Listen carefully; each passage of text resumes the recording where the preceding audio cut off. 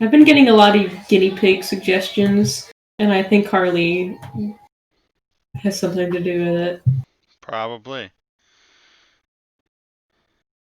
I don't mind, because I like guinea pig videos.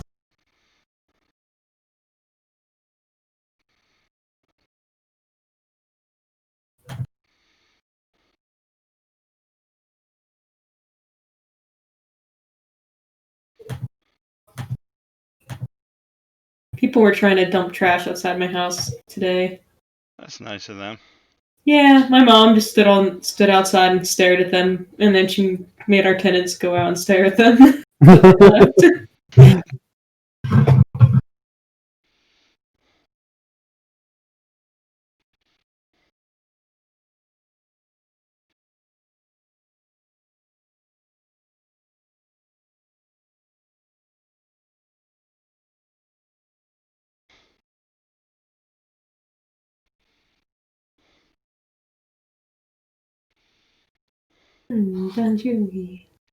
But what is this?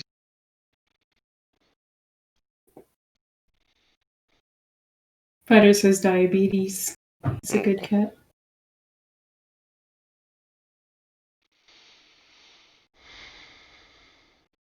I've been listening to Orinoco Flow, but like the Bardcore version, it's very good. Has Silk seen any of the messages or replied to any of them? No. Okay. Silk hasn't seen anything since Yeah. 5:16. She might be asleep. She's napping. I'm gonna give her a call.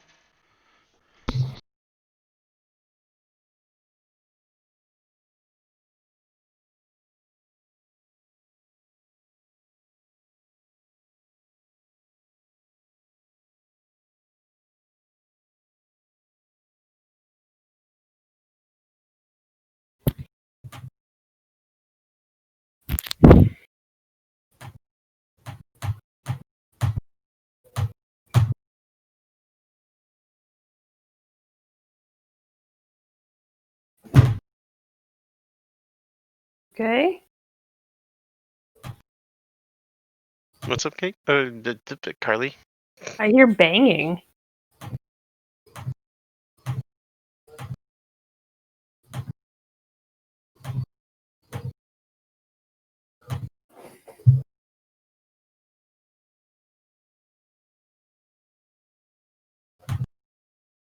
In your apartment? Or... No, it coming from your mic, Sarah. Oh, sorry. I was probably jamming out too hard without realizing it.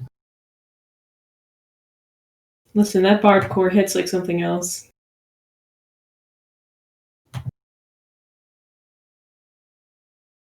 Oh, you know what it is? I was wiggling my foot and it's like slapping against the chair.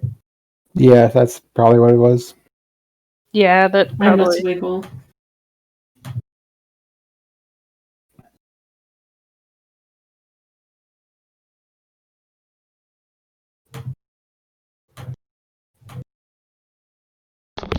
Did not get an answer, so I sent her a text, and if she doesn't get back to me in another 10 minutes, I'll call again. Did I tell you guys how my coworker whistles through her teeth? No, that sounds horrible, Yeah, you though. told us about it. Yes. Oh. Well, it's still horrible. Yeah, we actually talked about it for like 5 minutes last Oh, game. sorry. I could bring it up. I have it saved.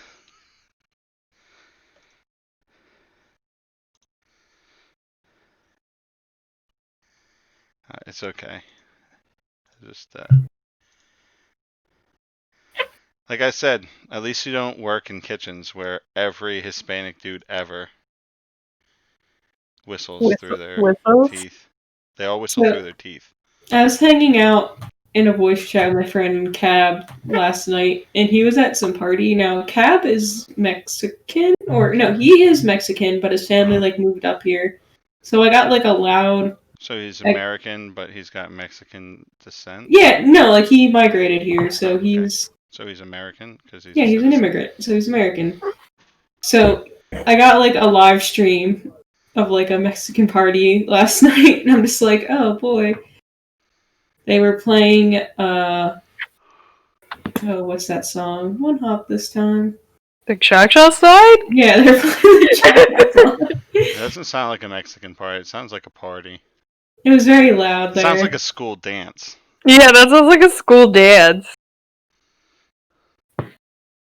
People don't. His Or a cousin wedding. or People play brother or whoever Cha-Cha came slide on at and like weddings. asked all of us if we had trucks, and I'm like, my stepdad does. We'll play the Cha-Cha slide at weddings. I know, it was his Tia's birthday. That was nice, I guess.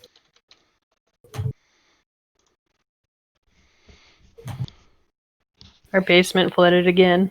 That That is sucks. not Pockers. I'm sorry. Somebody's washing machine, like from another building, was like spewing water out of a pipe behind the machine. It looked like a fountain, and it like flooded an entire room in the basement, and it was starting to flood our storage unit. And then so we went down there, and Kate slipped and fell. No. And of course we like called the maintenance people because we're like, hey, this is like flooded one room with a good 2 to 3 inches of water, and it's now flooding a second room. Can you come fix it? Oh, by the way, like people have slipped and fallen trying to get the washing machine to stop. And so we're gonna have to like fill out a whole incident report because they don't want the apartment. They don't want Kate to sue the apartment. She's fine. Her knee's just really bruised and sore, but it's not broken or anything. But they were like more concerned about us possibly like pressing legal actions than they were actually coming to fix the flooding. Yeah, that sounds right. That sounds normal. It's like, I'd rather you just come fix the flooding because like all of the stuff in my storage unit is about to get soaked. Yeah, it's like, hey, why don't you come fix the flooding and then we'll fill out this incident report. I remember back in the day at Del Val, my room would always flood because there must have been like a hole in the pipe, and I was right next to the showers, so like under my bed was constantly wet. Oh, I lost a good bit of leather that way. Carly, Facebook keeps suggesting me guinea pig videos, and I suspect there's something to do with it. I don't like really Usually send them to Carly after I see. Yeah, I don't really post much on my Facebook. I just see things other people No, but like I don't know if like Facebook knows. You just have to say words in earshot of your phone, and you'll start getting stuff. Guinea pig. I had to keep pinning Miss Heidi down once I got home because she kept trying to go up to her sister's butt again. Oh my god, Heidi. I know. She's been such a brat today. She is being a brat today. Right. When did I call Silk? Spending almost a full week with them was very still. I'll be back in a second. Yeah, Oh, that's problem. right. Phil's She's back on not the here phone. anyway. She's got 2 minutes Before we start without her? before I call her again, and then we start without her. Even though we left on a cliffhanger concerning her character, so. Yeah. Because I know she said her sister was coming to dinner, or is she finished with that? I mean, if she... I don't pay attention to chat most of the time. No, she said it out loud at the end of last session. If she wasn't going to make it, she should have said something. Yeah, she would have said something if she wasn't going to make it. She's asleep. God, what a mood.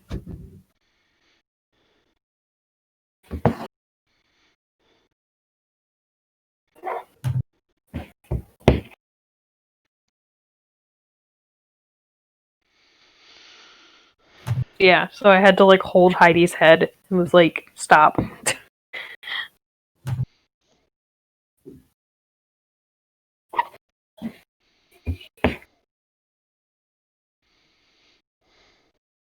I don't know why she was being such a little brat today. It's Christmas.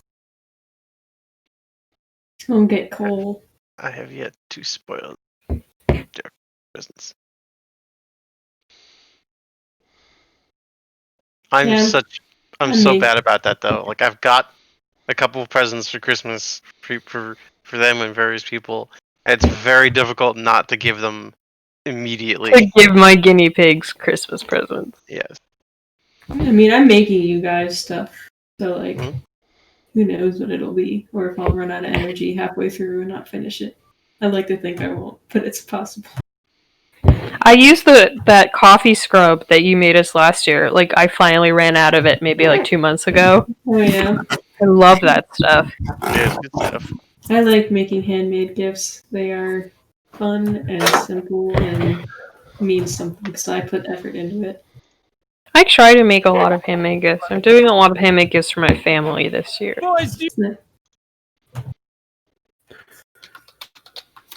Boys from the hood, always are.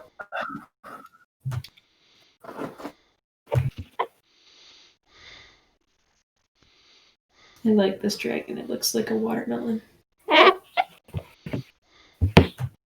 Sorry if you keep hearing squeaking noises. I'm embroidering, and I just put lotion on my hands because my hands were super dry and cracked. So now whenever I keep trying to like sew, and it keeps making squeaky noises with the needle in my lotiony hands. Oh man, my hands soak up lotion so fast. It's like I didn't even put lotion on.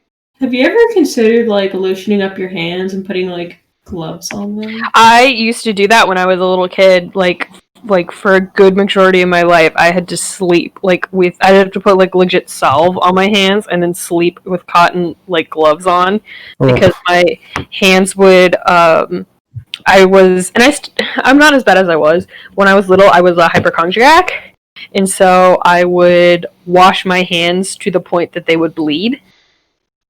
Oh wow. Yeah, so in the winter, that's not great. It's not great anytime, but yeah. Yeah, but especially in the winter, that'd be a problem. Yeah, so I had to, like, my hands were so red and raw during the winter. I'd have to wear, like cotton gloves and, like, heavy duty hand salve. It's raw. My mom hated that. She also hated when I got put on, like, dermatologist acne medicine. Because I would get, like, horribly severe cystic acne as a kid. To the point that, like, it looked more like a severe allergic reaction than just, like, zits. And I got put on, like, this, acne medicine that, like, literally bleached anything that it touched. And so I bleached, like, I splotchily bleached all the towels, like, bath towels, on accident. By just washing my face. She got yeah. So then it was made a mandate in my house that everyone will use white towels. So I won't destroy them.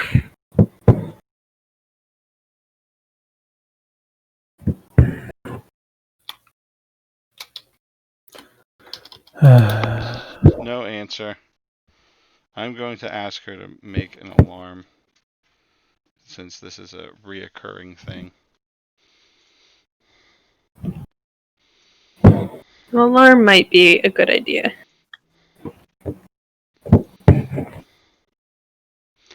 Yep. So I'm gonna give her a few more minutes, and then if she doesn't show up by like 7:50, we'll start.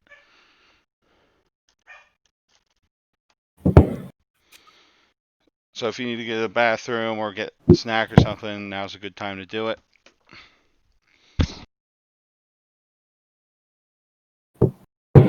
Taken care of. I was rushing around because I was worried I was late to do all those things.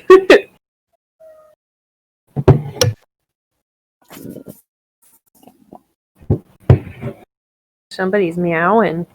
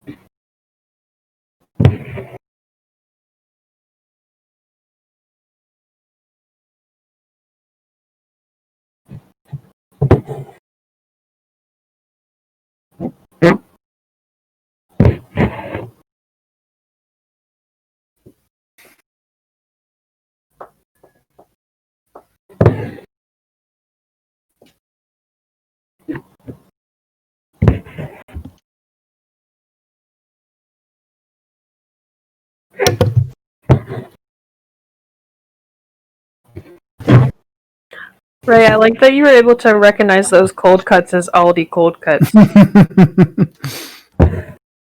That's impressive cold cut recognition, my friend. It's a solid selection. Excuse me. We're good. Oh, you know what? The trash man's coming tomorrow. Yeah, I normally get most of my like cheese board charcuterie stuff from Aldi's. They have like a really decent selection, and it's really decently priced.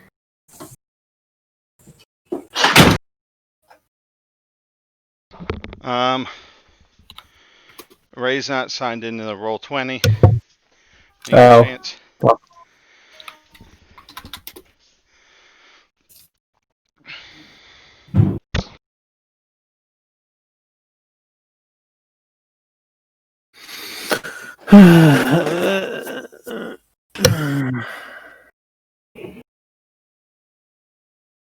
All right, so let's go around and highlight. Dr. Watney. I think I'm starting to get a little closer to Rosie. You think, huh? Okay. I think his relationship with Rosie is much more personal than his relationship with Dr. Spectro. Okay. Let's see. I'm gonna highlight. I'm gonna highlight your charm. Okay.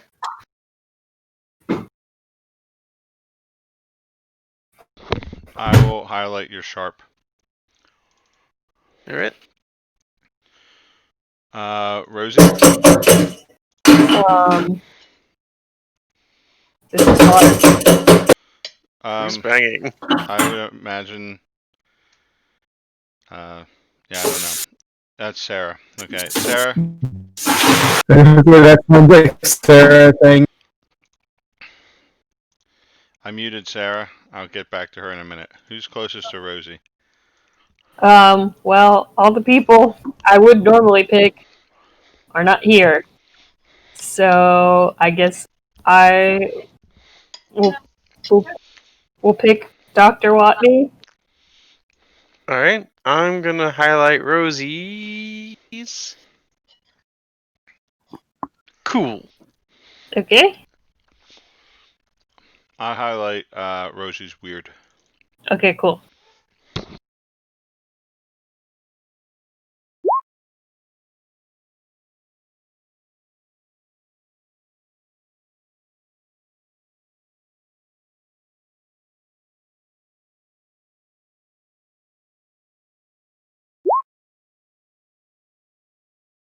All right. Dr. Spectro. I'm gonna say Jonathan. Is Sarah here? She's typing stuff in chat. She said she picks Dr. I Spectro's weird. unmuted Sarah. Oh.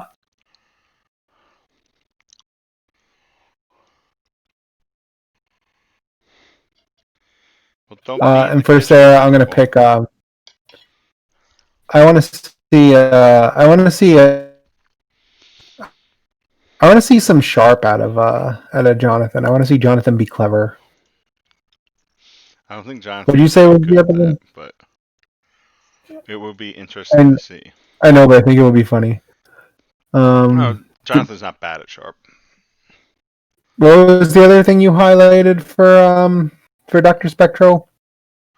I didn't highlight anything for Dr. Spectro yet. Oh, okay. Sarah highlighted your weird. Yeah. I highlight your sharp. Okay. And you're highlighting Jonathan's sharp. Sharp. Yep. I will highlight Jonathan's tough.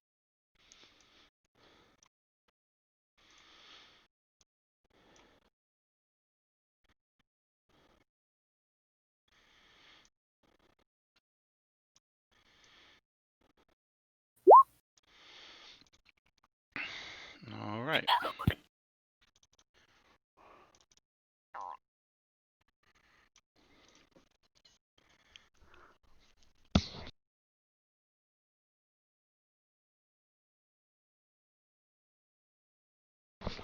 I was going to open the scene with Christopher Lee telling Betty some things, but there's nobody for Christopher Lee to talk to right now, so we're not going to do that.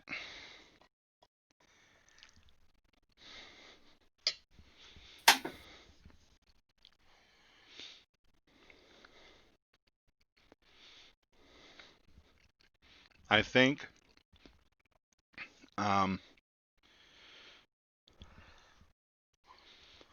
what was Jonathan and Dr. Spectre doing at the end of the last session?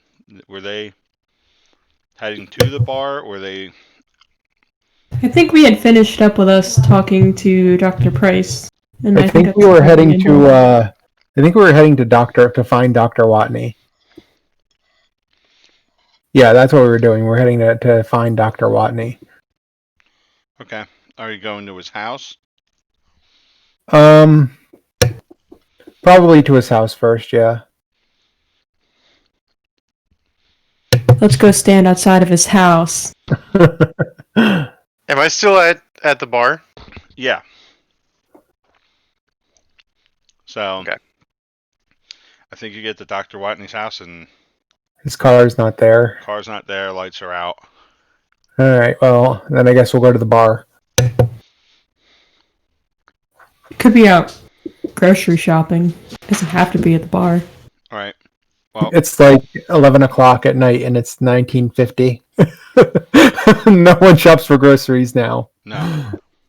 No, grocery stores close at like 7.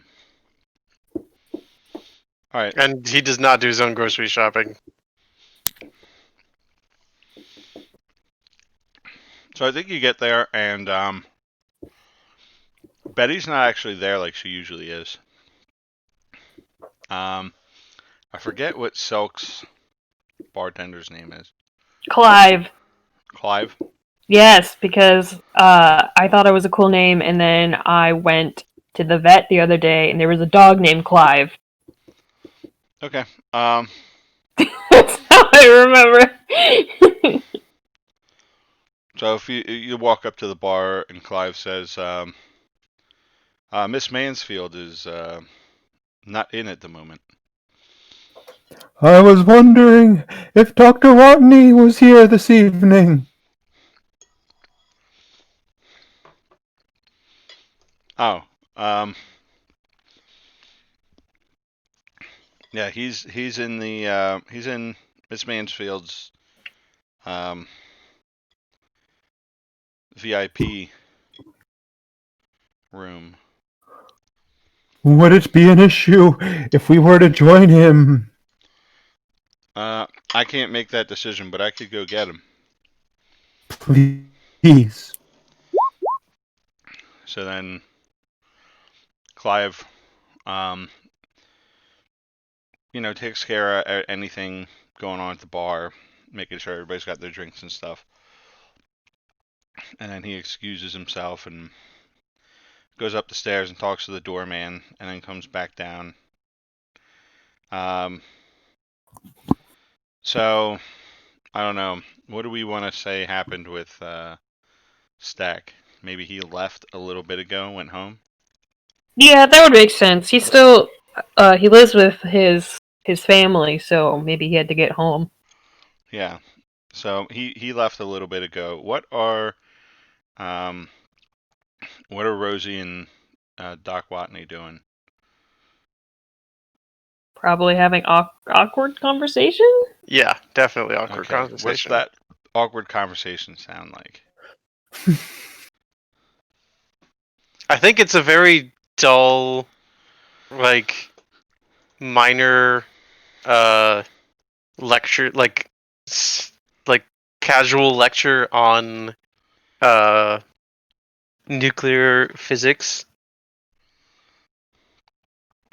Rosie's probably not paying attention fully. Like just waiting for Betty to get back. Yeah. I feel like she's paying attention enough to be polite, but she's not, like, mentally invested in the conversation, so she's kind of just, like, nodding and every once in a while taking a sip of her drink. So Just when being like, when the doorman walks in and says, Dr. Watney, there's somebody downstairs to see you. Does like Rosie get a little excited or like relieved? I think so.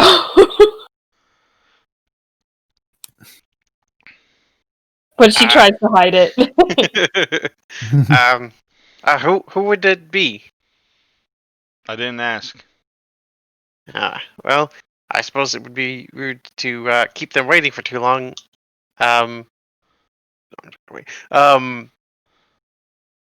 If you'll excuse me for a minute, Miss Cunningham. Mm-hmm. And she takes like a long sip from her drink. I shall return.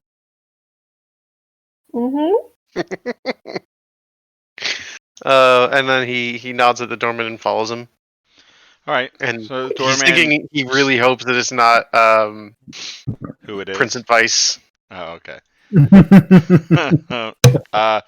the doorman just says, right down those stairs, and then he stands by the door like he's supposed to. He doesn't escort you all the way down. All right, Dr. Rodney goes down the stairs and kind of tries to be surreptitiously peek I'm looking around at the the corner stairs. to see. I'm like staring right at where it turns, waiting to see when he comes down. Yeah, so I would imagine Dr. Spectro, it looks like a patron, and then Jonathan just looks like a menace. Menace to society. I mean, Just a menace. Dr. Spectro looks normal in comparison to Jonathan, but like They're both weird. he's not in exactly. No, but Dr. Spectro looks like human. he looks like he's there for like Drinks. he's like socially acceptable. Yeah, And Jonathan Jonathan's just is staring. just like staring off into space, and anybody who sees him is just like, "What the hell is happening?" Yes, absolutely. Yeah. So, all right.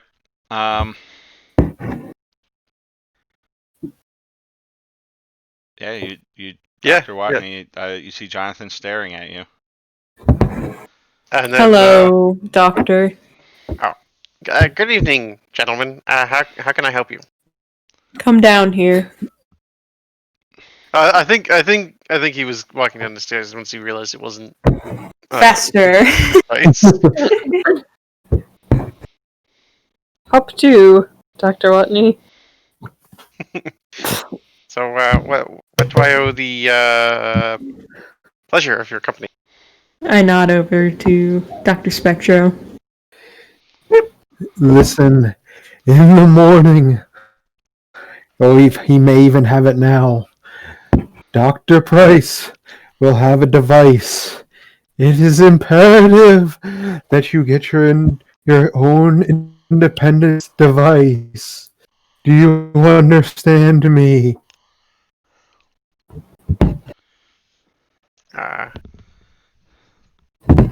No.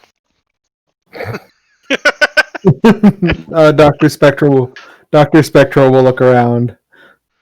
Let's go for a drive.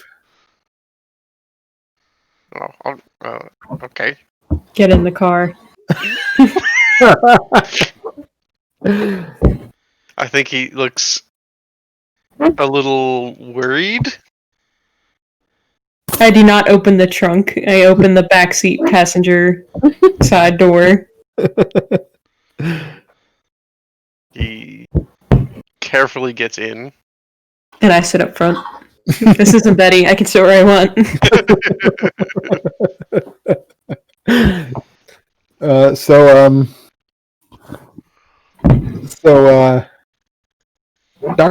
Dr. Spectro is going to start heading toward the drive-in. And while they're driving, he's going to he'll turn around and he'll start talking. Do you remember the visitors' previous engagement? The ones in the Cowboy Museum? The ones in the Cowboy Museum. You're breaking up real bad for me. Is that Yeah. It's for me Yeah. too. They were kidnapping. Sorry, the ones kidnapping Billy the Kid. Okay. Yes, that was. Is that still today? Was that yesterday? I don't remember. It It's was been crazy. It was this morning. Anyway, those visitors have delivered a communications device that may allow us to establish a more permanent contact. But you must. Dr. Price has it, but he will allow you access as well. Dr. Price has a communication device to contact communists.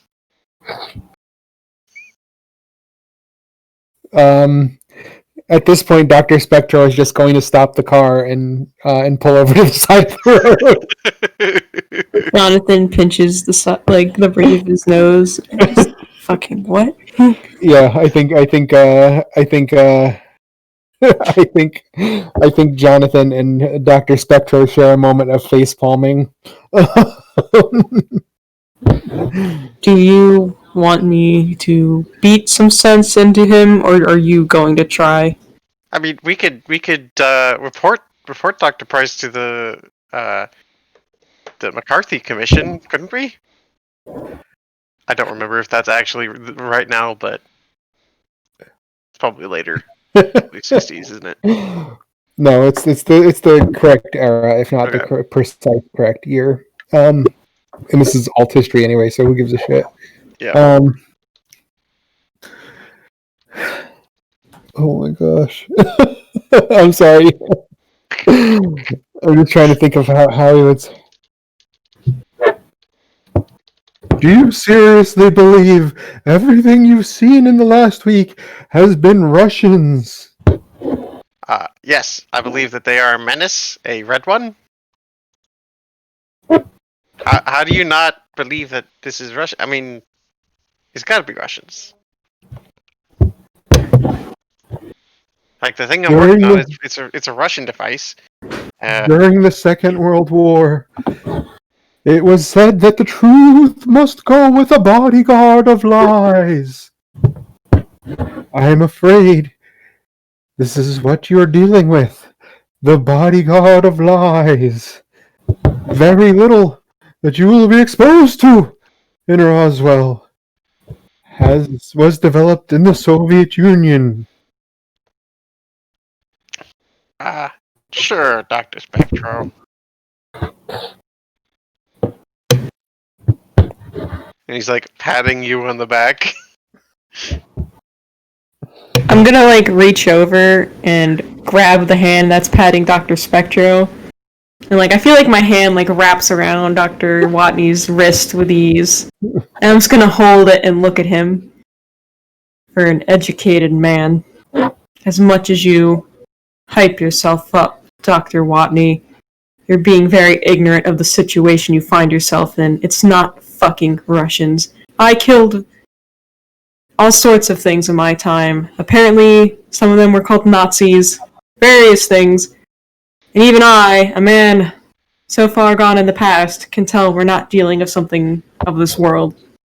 While you, a nuclear scientist, can't tell is beyond me. Well, because the supernatural has no evidence. And Doctor. I don't even know if it has to determine if something is supernatural or not. At this point, the doctor is going to step out of the car.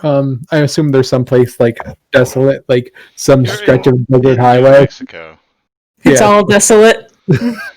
So it's not hard to find. So he's going to step out of the car. He'll take out the amulet. He'll hold the amulet very clearly so that Dr. Watney can see it. Dr. Watney, I can assure you, no human hands created this amulet. And then what he normally says under his breath, going to say loudly and say the ancient incantation to turn up the juice on this thing, and he's going to God laser a cactus. Okay. Is there any coyotes around? I want you to roll magic. Use magic for that. Yeah. Okay. That way, if Boy, you oh fail, boy. it'll be really funny. Oh God. Come on, Ray. It should be Come easy. on. There Oh, you go. 9. Okay. Okay. Oh, what's the glitch? Yeah. Let's figure You it hit a coyote.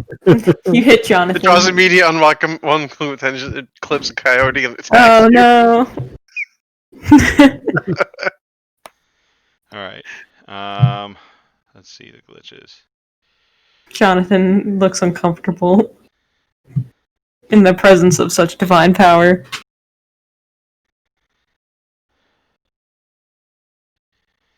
So I think. Do you think he ever uses it to Yeah, I like? think the magic draws immediate unwelcome attention is the one thing that, like, I think you blast the cactus, and just as you blast the cactus, a car comes around the bend, and like, Oh boy. so like, I mean, they weren't looking at you or studying you, so they just see a flash of light and like a cactus explode. But they also, after the flash of light subsides, they see like, a short fat man standing outside his car with an amulet in his hand, and like they slow down and just like kind of poke their heads out, I turn and look at them. and then just drive away. That was an impressive particle beam, Dr. Spectro. How is it created? It is created by the will of the sun god Atun-Ra. Ah, bullpucky. There's only one god, and I don't think he would use that device. I have many gods. Dr. Watney, why did you freak out when you hit me with that light and I got up? It was unexpectedly not as lethal to you as it should have been. Why do you think that is? There's a number of variables. I was only testing a fairly small device. I didn't know exactly what could have happened there. Does Jonathan have a pulse? No. But I don't think Jonathan Jonathan know. probably doesn't know about. Well, he probably knows what a pulse Yeah. is. Everybody You can knows what check- a pulse is. He was alive at one point. I'm gonna walk over to Dr. Watney and try and grab one of his hands and slap it against my neck where I kind of know where a vein should be. But you have veins still. There's just nothing. Yeah, they just don't work. They're just full of ichor now. Yeah. Ichor. Stinky. Feel it. Do you feel anything? No, but I'm not that kind of doctor. How is Jonathan also supernaturally cold? Yes. He's a ghoul, but like a cloth-eating ghoul. A ghoulie boy. Every knitter's nightmare.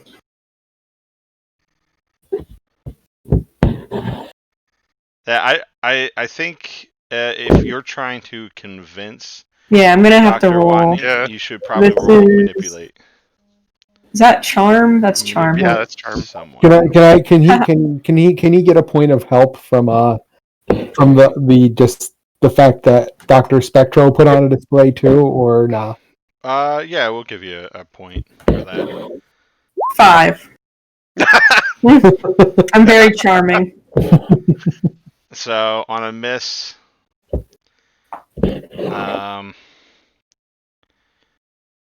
it's up to the hunter to decide how badly you offend or annoy them. They mark experience if they do not do what you asked.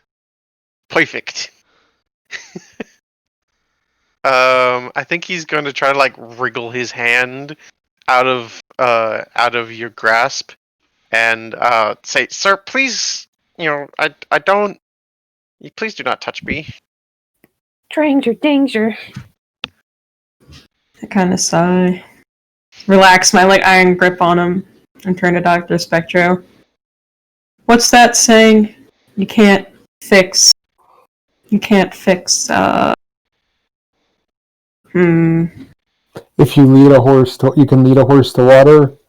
But you can't make it drink. Where you going? Go for you can't fix stupid.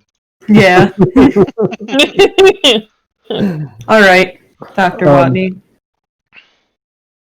Listen, Dr. Watney. Believe what you will or what you will not. But this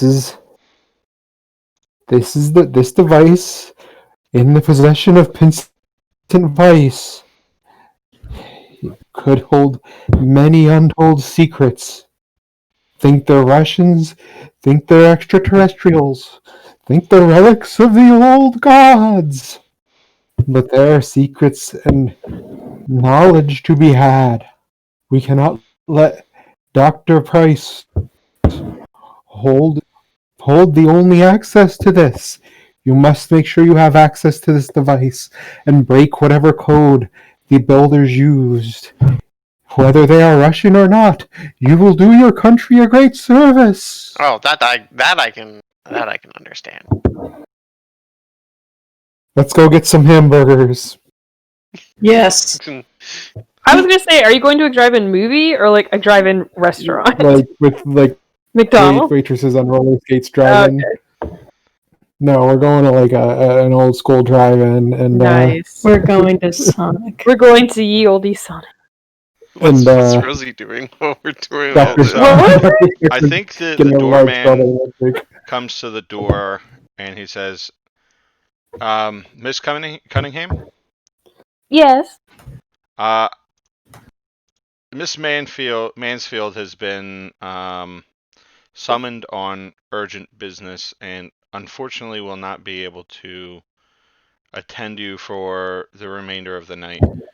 You are welcome to stay as long as you wish. You could go back down to the bar if you wish, or if you so desire, we can arrange for someone to drive you home. What time is it? Like, if she looks at the clock, what time would it be? It's late. 10:30. Oh, thank you very much. But if it wouldn't be too much of a bother, could you arrange a car? Absolutely. Thank you. I left my bike at home. No problem. Miss Mansfield said as much. Thank you. I'll wait downstairs if that's okay. Yes, that's perfectly fine. And I think she will gracefully make her way downstairs and sit on like a little, like, I'm sure there's like a little couch near the entrance, like a little love seat, and she'll just perch herself there as she waits. Yeah. Okay. So then a couple minutes go by and a big guy with one eye sits down on the love seat next to you, and he says, "What's a pretty dame like you doing in a place like this?" Goes Joe. Oh god. Hi, Joe. Joe, don't hit on Rosie. I was here having dinner with Miss Mansfield, but she unfortunately got called away on business. So.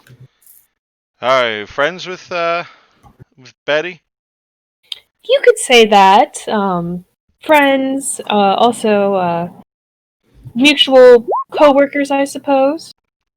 Oh, you contracting for the business? It sounds like that might be happening, yes. That's interesting. I used to do some work with her father years and years ago, but... Really? Well, I'm out of the business now. Oh. What kind of work does he do? Does her father? Yes, or did he do? He did the same kind of work that Betty does. Oh, so it's a... She didn't quite elaborate that it was a full-blown family business. Yes, I believe it is a official family business. That's rather nice, though, keeping things within the family, I suppose. Yeah, there's some. They got some real important people in that family. What I was, based on some of the photos I saw in Miss Manfield's apartment, I would say so. So what do you do? You're working with Betty. Oh, well, I guess that all depends on what she'd like me to do.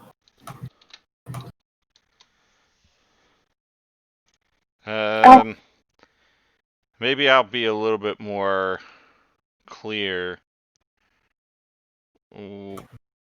What is it that gets you? Why are you in the business?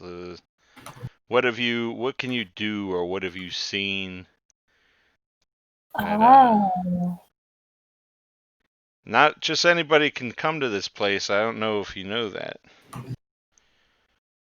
You have to have been exposed. Right.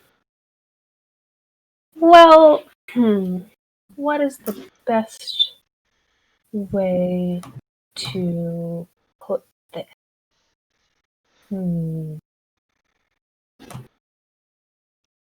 I suppose you could say I dabble in some of the darker arts.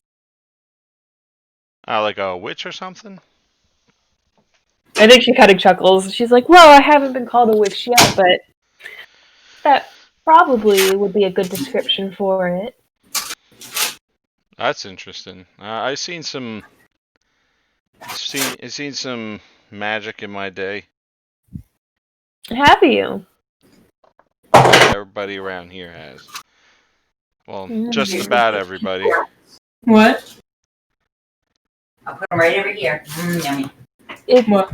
more of a recent development, but I suppose you could say I'm really good at getting people to do what I want. I would imagine with eyes like that, you could. Oh, you flatter me. He like winks with his one eye. So he blinks. No, Yeah. you can't come with me. Yeah, no. It looks like a wink because he exaggerates it a lot, but like it's still technically a blink. Don't have great. this spot. So I think a cat is in trouble. It could be. I muted Sarah for the moment. Is that Snuffy that's getting yelled at?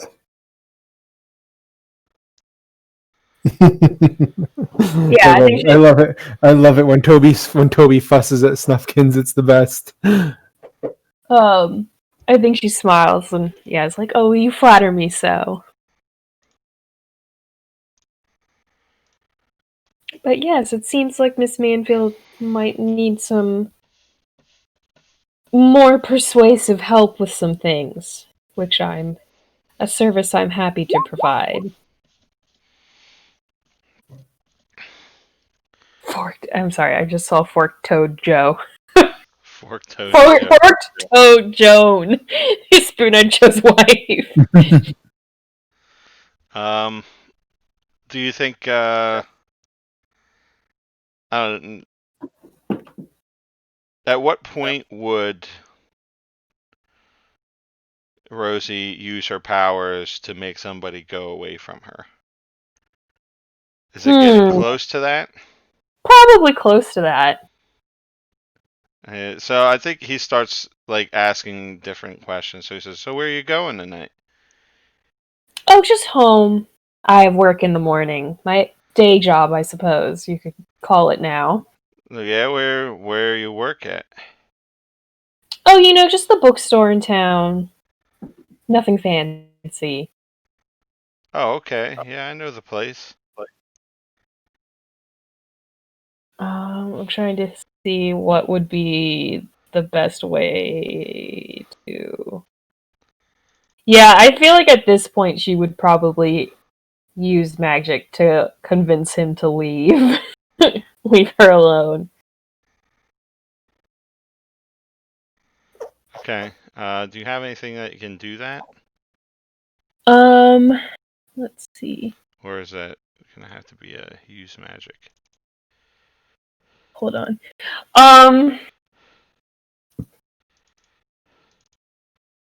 Sitting next to him, because I'm guessing it's a rather small little couch thing. Yeah, Do I? You said it was Do couple I? Does he have like a piece of hair or something on He's his got jacket? long hair. Yeah. So yeah, he's definitely got some strands of hair on his jacket. Could she like potentially like when he's not paying attention, like take a piece of hair off his jacket? Yeah, he's pretty drunk. It's probably pretty easy to do. Okay, so if I do that, if I have a sympathetic token, I get +1 on going to use magic. Okay. So I think right now I'm gonna just to do that. I'm gonna have to just use like the playing use magic. Okay. But since when it says I have +1, do I add that to my roll? Yeah. Okay. So that'd be a 10. Okay. What are you trying to do exactly? What's the So I think to use my basic move, to use that with the basic move, I'm going to,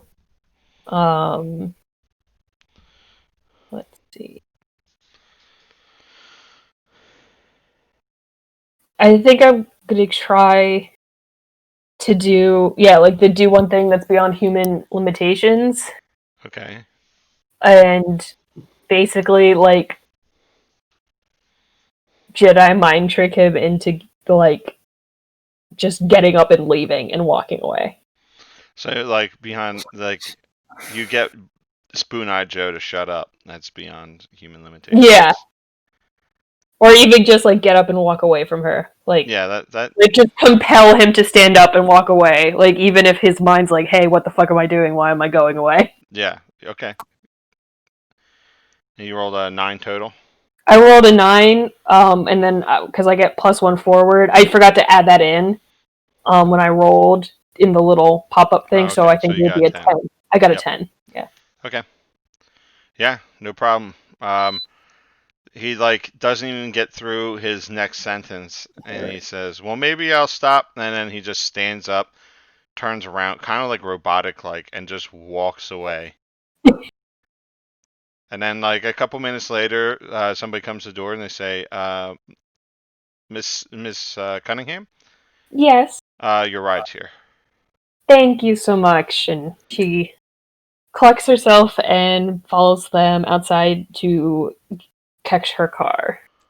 Oh god, was it her car that passed by and we were lasering cactuses? That would be hilarious. No, like I mean, she already knows, so. no. So also with that, I can keep that piece of hair and keep having +1 forward against that person. Against Spoon-Eyed Joe. Yeah, right there. Yeah, until I roll a miss. Okay. So, other gear, Spoon-Eyed Joe's hair. And any other campaign for any other person, that would be a strange thing to have in your inventory. But for basically a witch, not so strange. Hey, at least I didn't take his toenails. That would be a little harder to do. Yes.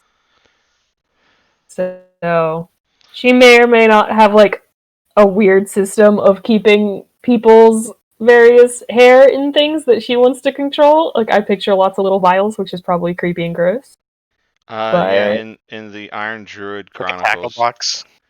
there is a coven of witches, and they have a spell set up so that anybody who walks in the building, it removes like loose hair follicles from their body, and it goes up through the ventilation system and it is deposited into jars, and they just put people's names on the jars, and they just have this back room that's full of jars with human hair in it. It's some poor witch's job to sort those hair out at the end of the day. No, they go directly into Oh, I was gonna say that's funny. It's like, all right, Jimmy. individual jars. It's your turn to sort the hair today, Jamie. I think she has, like, she probably doesn't have that many yet, but she has, like, little, like, thin, almost like test tube vials with, like, a little stopper that she keeps them in and, like, writes a name and keeps them in, like, a little chest somewhere in her apartment. Cool. Oh, I'm making her sound so creepy. It's just witch stuff. You It's can't be just a witch witch. without being creepy. That's true. All right. So, where is we'll go back over to see what the other guys are doing. You guys said you're going to a drive through or drive-in. You're driving, yeah. They're having burgers. I feel like we're eating in awkward silence as we're both kind of annoyed with Dr. Watney. And Dr. Whitney doesn't understand why they're annoyed because, like, who believes in fairy tales? Yeah, no, we're absolutely eating in awkward silence. Do we need to pick up cat food tomorrow?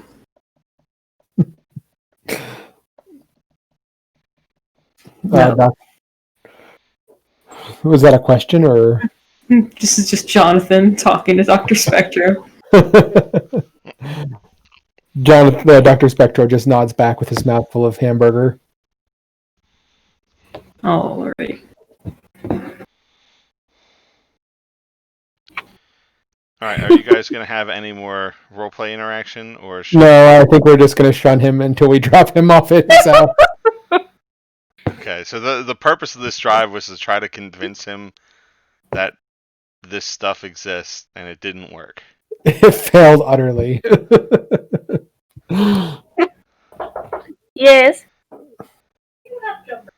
All right, so then, yeah, you drop him off back at the bar. Do you go back in, Dr. White, or are you just gonna get in your car and go home?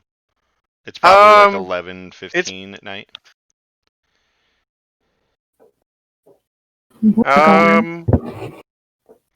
Not sure. I think he'll go back in at least to say goodbye to Rosie. Or like, good night to Rosie. Oh, well. Yeah, I think you just missed Rosie. Yeah, okay. I mean, she waited for quite a long time, so probably. Yeah.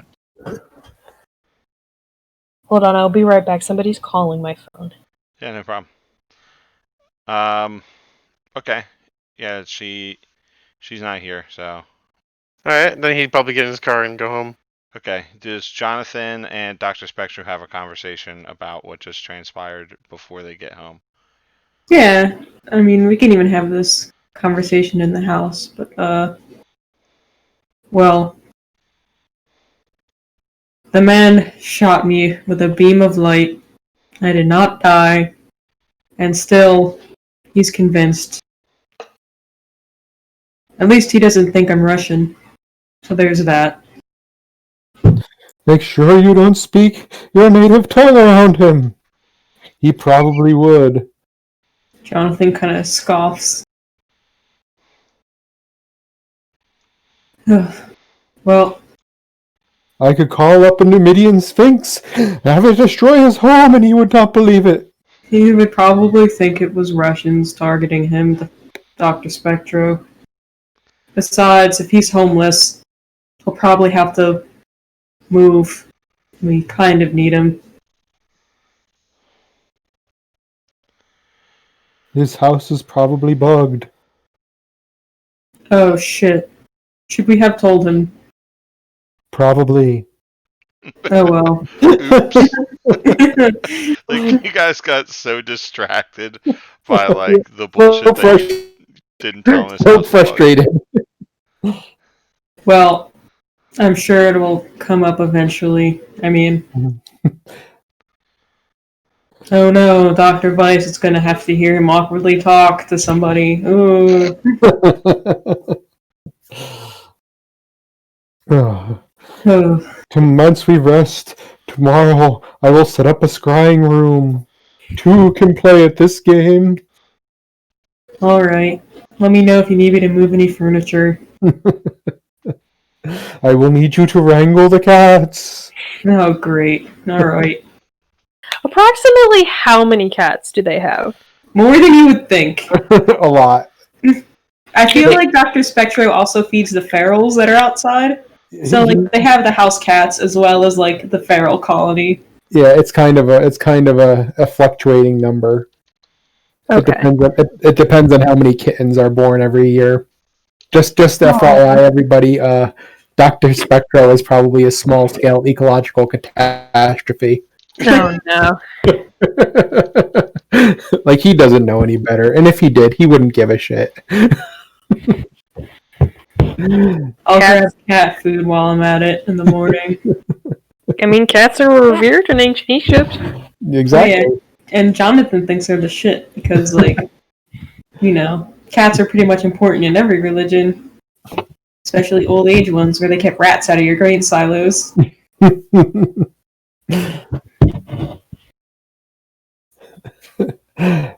So I think that's about the conversation we're going to have, and then I think we're going to turn in. Okay. Slideshow of Jonathan wrestling 30 cats into a room. All right. So, do you want to do that scrying the next day? Yeah. I want to That's help. going to be big magic if it's going to be a constant thing. Yeah. So let's see. We're inventing the world's first closed circuit TV.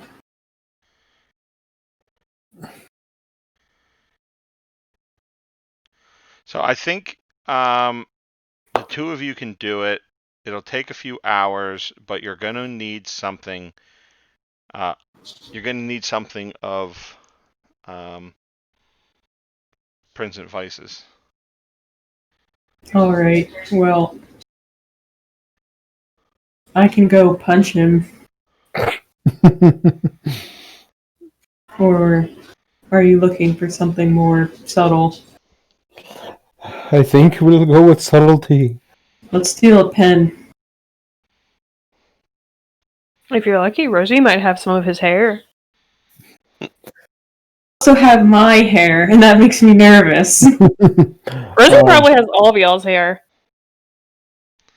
I don't think Rosie would have Dr. Spectro's hair. I think Dr. Spectro Yeah, not Dr. Spectro. is, like, super careful about it.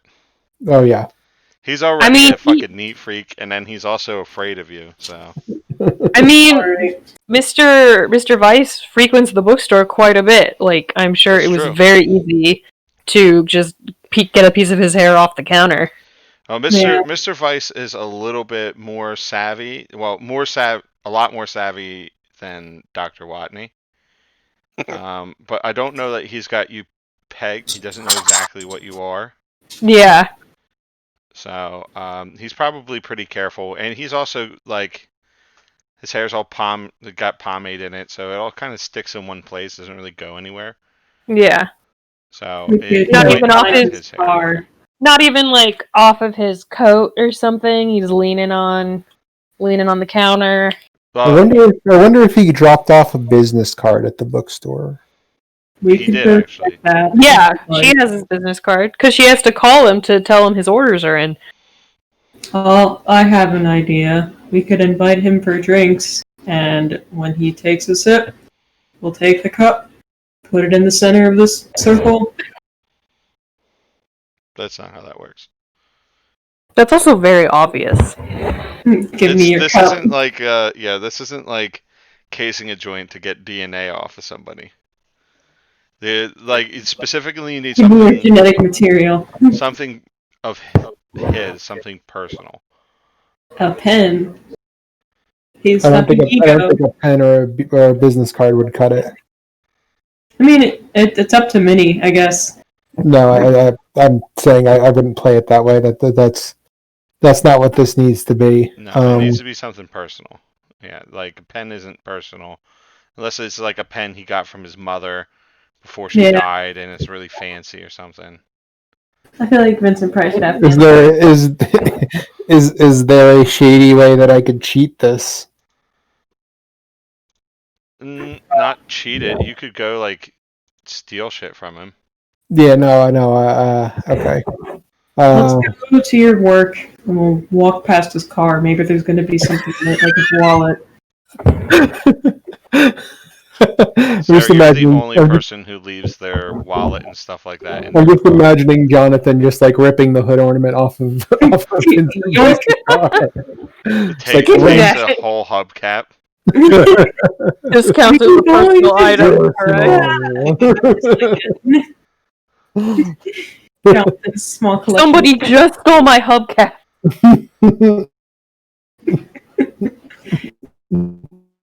I mean, he's not the most interesting man.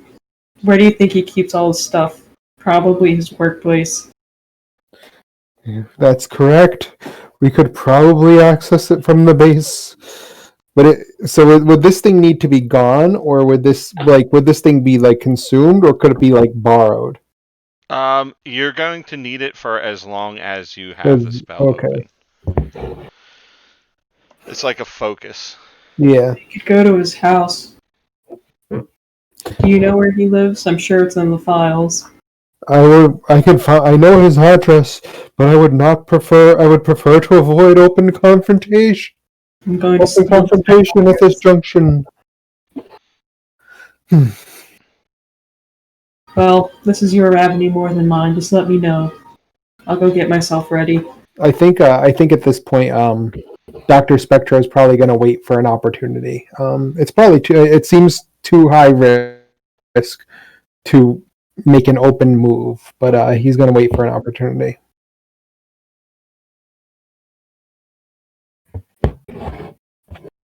Okay. We're going to steal his coat. I'm going to take a big old bite out of it. Alright, so you're going to work then. Yeah. Alright. Then you guys are at work.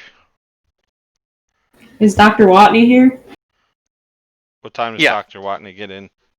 I think he gets in 8:30 every morning. Okay.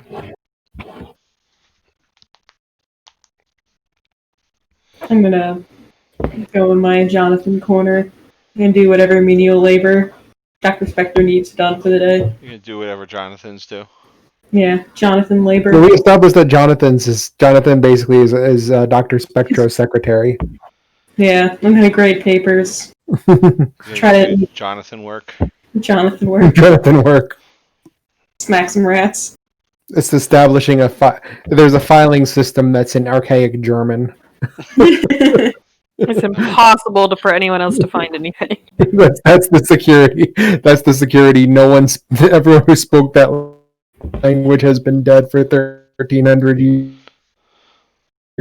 Feels good, man. You're looking good for your age, Jonathan.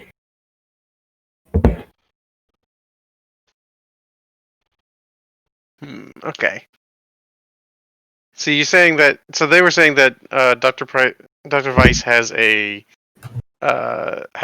the communication device, and they want me to copy it or try to figure it out before he does.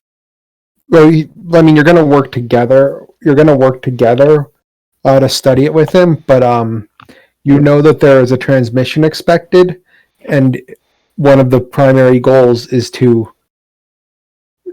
be able to understand that transmission when it comes in, to decipher it. And it should be obvious to you that from Dr. Spectro's conversations with you, he would prefer if you came to him with that information before you went to Vincent Weiss.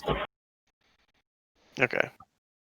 So I have to convince Dr. Weiss to not be around as much. I mean, it's up to you. Like, it's like, how would Dr. Watney listen to Dr. Spectro's warnings about about Vincent Weiss, or would he just be like, science? I think he dislikes Dr. Weiss enough now,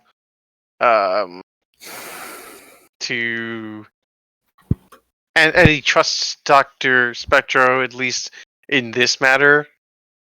So, okay, so I think he's gonna come in. Is Dr. For what reason? What possible reason? No, I'm sorry, I'm just playing. Give me his photon beam. Well, you're his boss, and he inherently respects authority. At least now right now he does. And Dr. Weiss has clearly done something that's like meddled with Dr. Rodney's work, or like spied in on it when he shouldn't have. I mean, he pretty much admitted that he broke into your lab. Yeah. That's not nice. I mean, one way would be, and this might be the most Dr. Watneyest way, would just be to try to just, like, do it before him. Like, just burn the midnight oil. Just like, Yeah. Well, is Dr. when I get in, there is Dr. before Weiss? he could, and just... Yeah, he's there. Okay. I think he looks like he's been at it all night long. Like okay, excellent. Okay. Yeah. You look like shit. So yeah, well, I'm gonna knock on his lab door or whatever, and like wave. He looks up and then he like looks over, and he says, "Oh, Dick. Dr. Watney. Yeah, doctor. Come on in." Just so we establish it, one thing that Dr. Spectro is going to start preparing that report for Dr. Weiss. The report was on what, like our encounter with them? Yeah. I'm just establishing it that's what he's doing in case it comes up later. All right. That's all. Dr. Weiss, what have you learned so far? Dr. Spectro asked me to help you out.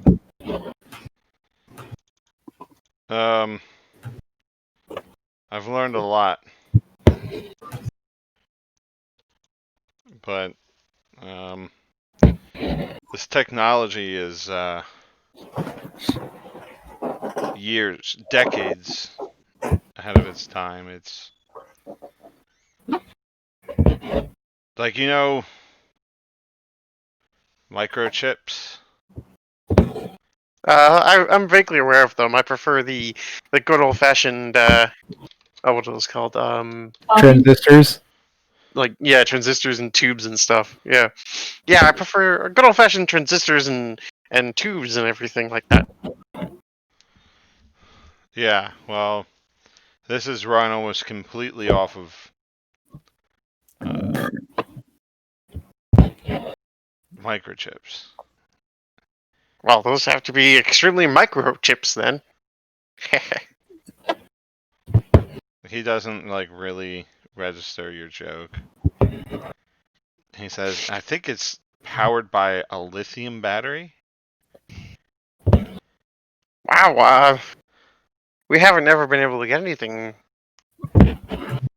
lithium to work like that. That impressive. I wonder how they're doing it. Yes, it's very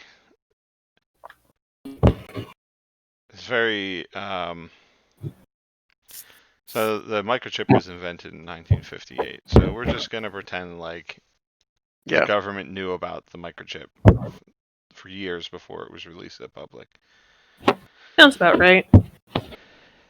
He goes, Yeah, and I think it would be like sort of theoretical at least to have Dr. Watney would have learned about it. he says, well, this is years ahead of its time, but I think I'm beginning to understand how it works.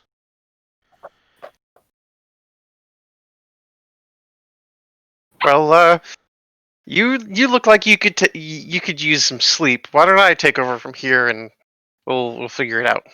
And I think he's gonna try to charm him. Okay. Yeah. Alright, 10.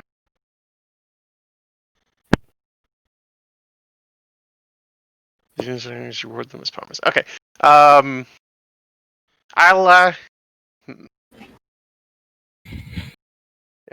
tell Dr. Spectra that you've been working all night and that you'll be back as soon as you can and helping out with this. How about that? Yeah. Yeah, I'll go get some sleep. All right, And excellent. he Excellent. stands up, he gathers up all his notes, Oh no. and he leaves. Ah, phooey. Would have liked to have those notes. Silly. Yeah, and like, if he was being like professionally courteous, he would have left them for you. Oh, Dr. Price is the opposite of professionally courteous. Yeah, he is professionally. An asshole. Asshole-ish. No, he's really ambitious. Yeah.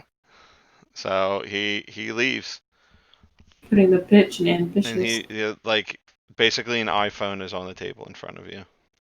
All right. I It's think like, he's it's gonna. dismantled. So, like, he took All it right. apart. It's not broken. He was really super careful. But it is dismantled.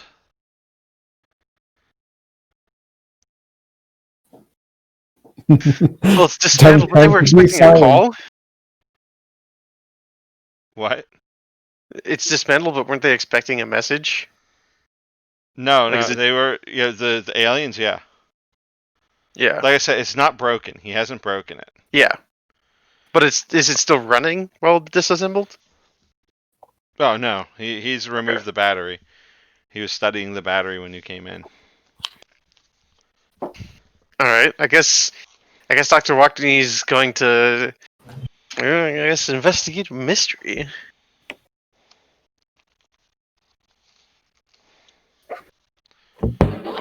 Oh crap! Come on, take that. Use your luck thing. Use luck. Okay, yeah, I guess I'll spend luck, and apparently when I spend luck, I also find something weird, maybe even useful. Okay. So, I think. Yeah, so you get to ask your questions. All right. What is being concealed here? I mean, it's an iPhone, but it's got like so it'd be really difficult for you to figure this out, but it basically, I would say it has a tracking chip, but every fucking iPhone has a tracking chip. So I think Yeah. you discover its GPS capabilities, and you're like, oh, this could be reverse, and this could be reverse. You used to find this device. This could be like a reverse function. Like to find. Like The the Find My device. Phone feature. Okay. Like, there's no satellites in the sky, so you don't really know what GPS is. But it sends a frequency to something that gives it its location. Okay. Interesting. All right. And then what can it do?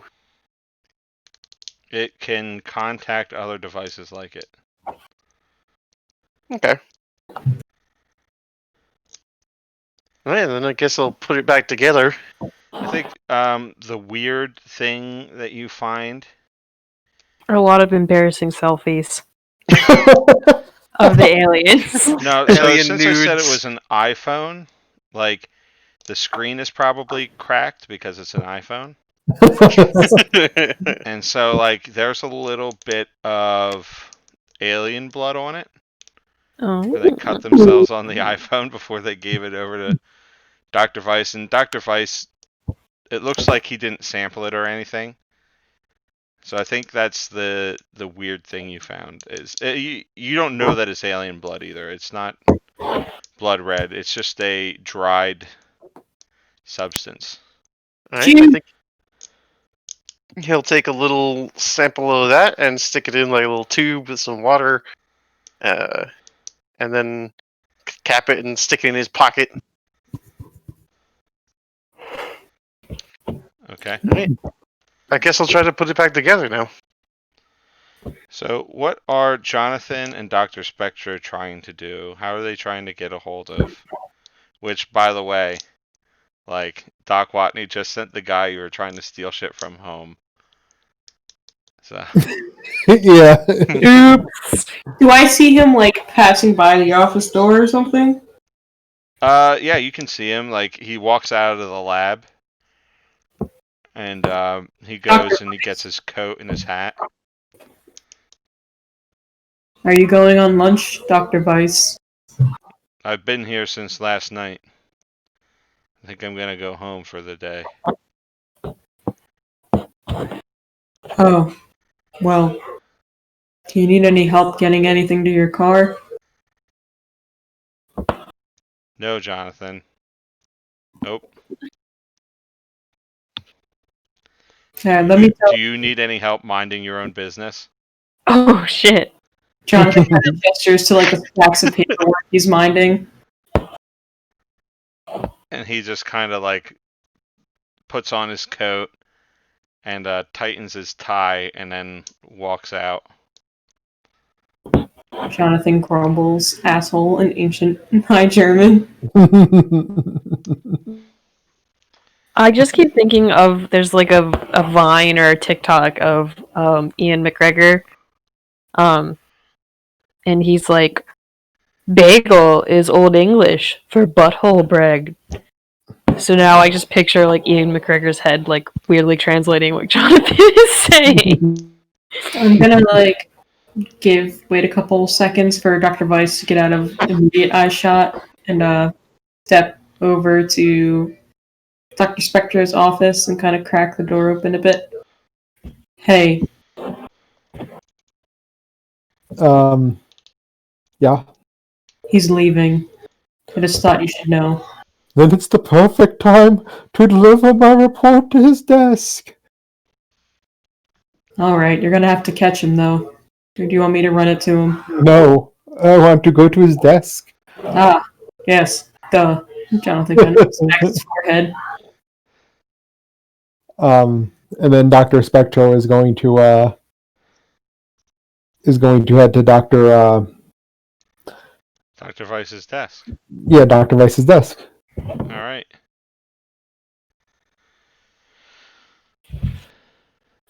Did he lock his office? Probably, but I don't think that it's too much of a obstacle for Dr. Spectro. I'm gonna stand security in the fucking hallway just vibing. What am I doing here? I don't know. Okay, so do you want me to roll anything to get in, or? No, but yeah, you don't have to roll anything to get in there. Maybe you roll a sharp to see if there's anything like he Yeah. left behind. You Okay. could just rummage through his desk. You don't need to roll to rummage through a desk. Yeah, I'm just gonna rummage through the desk. So I think you find a like a letter opener that's got his name engraved on it, and it looks pretty personal. Like somebody had, or maybe he even had it made for himself. But it looks like a it looks like a dagger. Like it's really fancy and ornate, and it says Prince and Vice in like it's engraved on there in like cursive writing. You're taking his dagger. Hmm. That's the most personal thing he has here. No. I'm wondering if I could use magic to cast an illusion on a pen to make it seem like it's that thing. Like find something like that's a similar size and weight, and like cast like even just a short-lived illusion.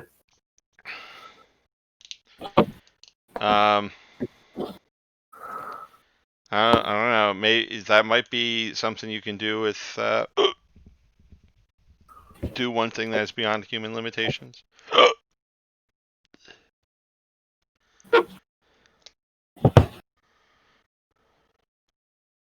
I'm just trying to think of how I can get. Well, he went home for the day, right? Mm-hmm. Well, if he's gone, could you do the scrying spell now and then slip it back to his desk before he comes back in? I need this thing He's trying to set up a continuous scrying spell. Oh, so a he needs to keep. continuous. Okay. I mean, Yeah, if you wanna roll magic on it, you can use magic. You can give it a shot. when he asks us if we took it, we can just say no. You don't have to go through all this. I don't think he'd believe us. I wouldn't believe us. Neither would I. We could just lie poorly.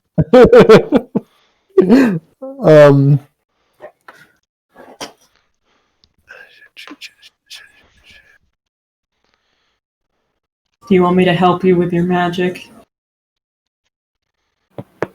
Oh, you know what? I can give it a shot. Can we, instead of trying to scry his house, can I carve some runes onto the bottom of his desk and and like spy on him that way? No. No, Okay. the scrying Damn it. spell is just going to focus on him. It's not going to focus on his house. Okay. So once you do the scrying spell, you'll have eyes on him all of the time. Yeah.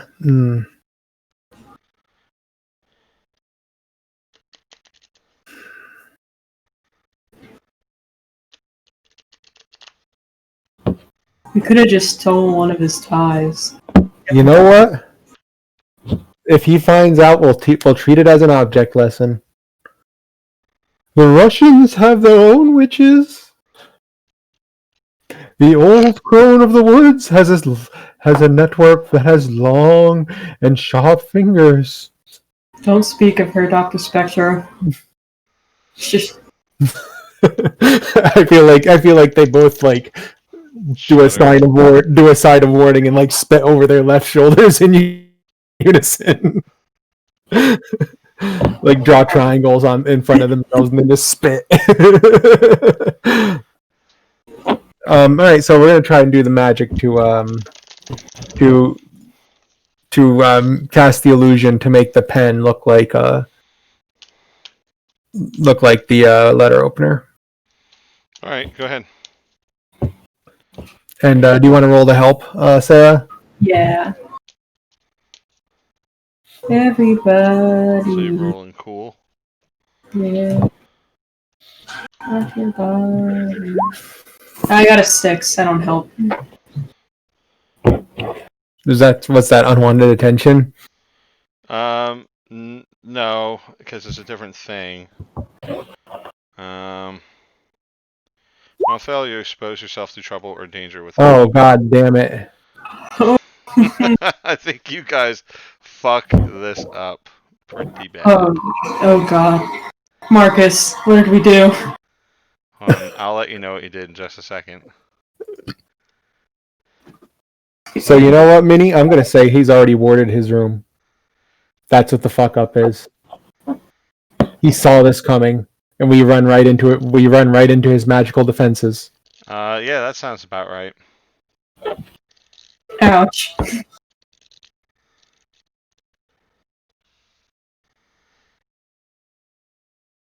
Alright, so yeah, so you try to cast a spell, and you hear a strange sound, and the spell dissipates like as quickly as it started to take place. And you realize that the room has been warded, and it just sent that basically you sounded an alarm, and Dr. Weiss now is alerted to your activities. Now, is he going to know that it was Dr. Spectro exactly, or does he just know there's magical bullshit going on in his office? He knows something's going on. He's not a mage himself. He would have had somebody else do this for him. I'm gonna clasp a hand on Dr. Spectro's shoulder and be like, let me deal with this. And Dr. Spectro will just nod, and I'll take they'll leave the report, and they'll lock the door behind them, and and head back to Dr. Spectro's office and leave the letter opener back where they found it. their shame behind. So yeah, I think like 10 minutes later, Dr. Weiss comes back, and he stops right in front of your office and then stares. I stare back. Like the window. He's not even looking at you. So. Oh, okay. And then he walks further on into his office. He's in there for a little while. If anybody cares to go look, he's looking around. Yeah. He's checking everything. He comes back, and he knocks on the office door. Come on in. And he says, well, I'm glad I warded my office. But looks like if you want to keep tabs on me, you're going to have to do it the old-fashioned way. You think that's what I was doing? He ignores you, Jonathan.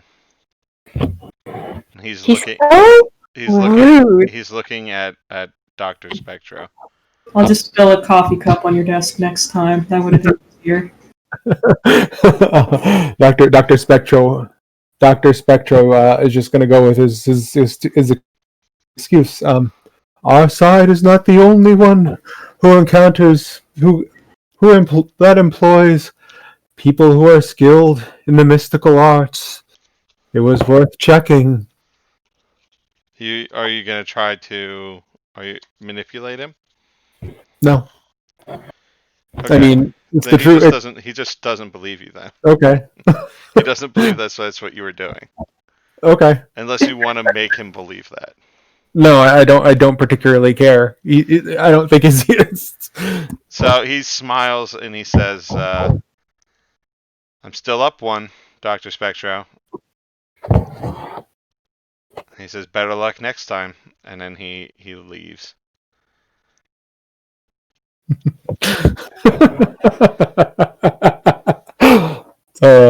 This is the worst office politics ever. Well, it's like the worst part is he's fucking right.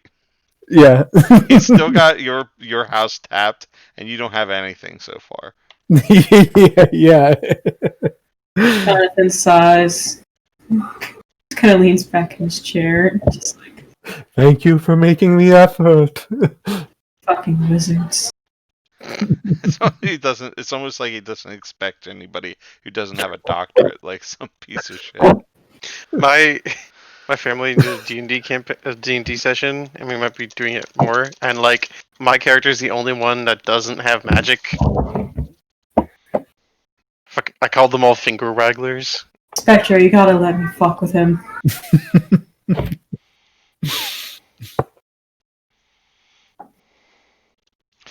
All right. So, Rosie, Yes. you're at the bookstore. Mm-hmm. And somebody comes in. They have like a trench coat on and a hat drawn down low. And they walk up to the counter and they put their hand down on the counter and they push it forward. And then they pull their hand away and there's a folded up piece of paper. He looks at you, nods, turns, and then walks out. She's definitely gonna open that piece of paper. It's from Betty, Mm-hmm. and it says for your first job, I need you to get something. I need you to spy on Jonathan. Jonathan. It gives you like a brief explanation. There's something off about Jonathan, and somebody would like to know what it is. So I'd like you to keep an eye on him. Do you think I have a piece of Jonathan's hair?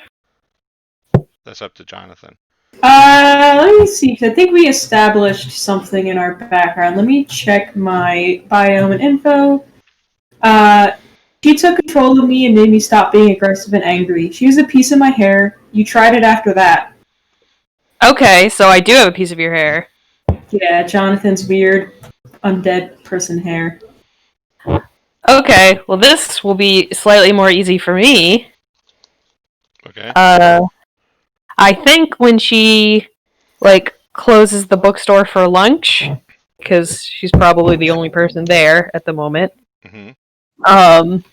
I think she's going to go upstairs, make herself a little sandwich for lunch, and then retrieve her trunk, the little chest that she keeps those lovely, lovely bottles or vials of people's hair in, and select Jonathan's. And I want to try to use, I want to basically try to scry on Jonathan using his hair. Okay. So is that I would roll big magic? Yeah. Oh no, Okay. not big magic. Just use magic. Just use magic? Okay. Yeah. The only reason it's big magic for Dr. Spectre is he's trying to do it long term. And I remember to add my forward. This one. You can observe another place or time. Okay, so I got an 8. Okay. There's a glitch. So I think the effect is weakened. You have visual on Jonathan, but you don't have any audio. Okay. What time of the day would this be? Like evening? Lunchtime. Lunchtime. Okay, so I feel it's like we're still at the office at this point then. So Are you guys trying to creep into Dr. Weiss's office again? Or are you is there anything else that you're doing? what do you say, Dr. Spectre? Are we? No, I think we're done. We had enough for the I think day. we're done. We have had enough failure for the day. So Jonathan is just kind of, I guess, eating his lunch. And it's a sandwich, like a little can of some liquid, and I don't know, like some scrap fabric. Okay, so I watch him eat fabric. Yeah. A I was gonna handkerchief say sandwich. there's like a little piece of cake wrapped in like a napkin, like a cloth napkin, but he's John just eating the whole thing like it's a dumpling. Yeah. Ew. I think she kind of mutters "ew" under her breath. So that's She's the kind of watching. thing specifically Betty's looking for. So Yeah. like anything weird. He might just have that weird thing where they eat unnatural thing, or maybe it's something else. Who knows? Maybe it's Picos. Maybe it's them being undead. Yeah, I think she's gonna watch him for a while, and then Good thing she can't hear him. Like, I know what Jonathan is. They like make a noise when they eat their burial shroud. Like, although I feel like Dr. Spectre has gotten him to cut that out. just spray him with a spray bottle every time he does it. No, bad. Stop it. That's enough. The sound is driving me up a wall. It's like eating pretzel. Yeah, I think this was like a test to see if she could do it successfully, and she'll probably do it a few more. Like, she'll probably do it again later in the evening. All right. Well, hold on. All right, Dr. Watney. I think probably around lunchtime is when you figured out all this stuff from your investigation. Okay. So once you figure that stuff out, you realize it's lunchtime. I think probably a lot of the time scientists get absorbed in their work and they forget about lunch. Mm-hmm. But seeing as you've come through with like 2 breakthroughs, I think you're done for the moment. Like you actually realize it's lunchtime. Yeah. I think he'll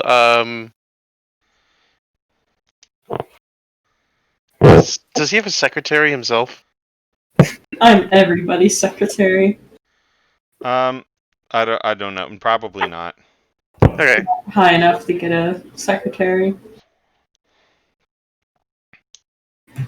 Is there like a mess?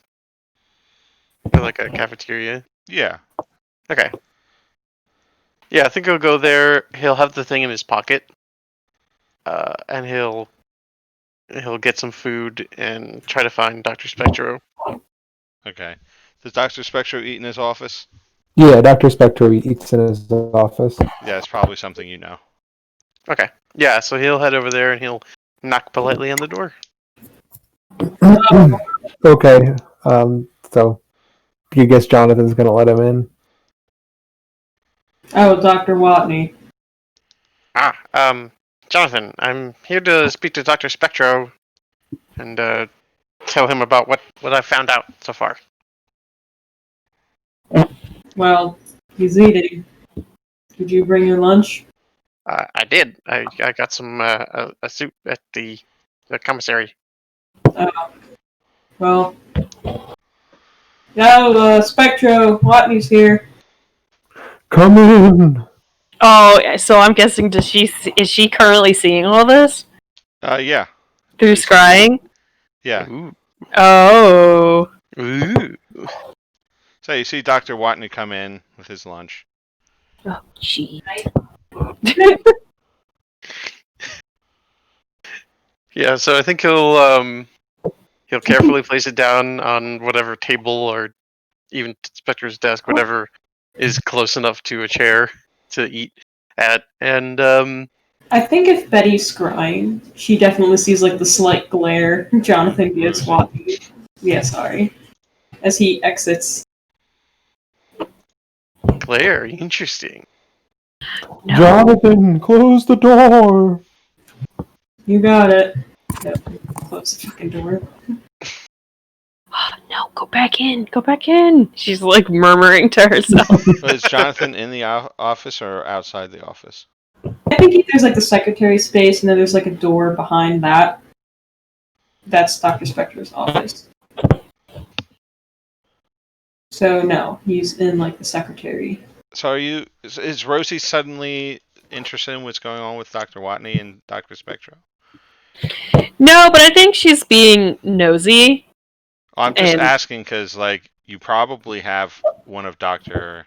Watney's hairs, too. Oh, yeah. Oh, I definitely probably do. Oh yeah. Yeah, it'd be really easy for you to find a moment to put your hand on him and then, like... Oh my make gosh, him yeah. blush He'd eat it up. and then take the hair off of him. Yeah, it would be super easy for Rosie to do. Yeah, can I try to use magic again and see if I can switch? Yeah, you can use it to target a different subject. Okay, yeah, so I think she'll put Jonathan's hair back and keep it out, like, or put it in her pocket. Like, I'll come back to this later. And then she will select a jar that says, "Yeah, Dr. Watney," and try trying again. And I have +1. I have a feeling that this will be that Not as good. that Dr. Spectro's office is warded. So I don't know how you want to play that. If you want me to do an opposed magic roll. So we can make a roll.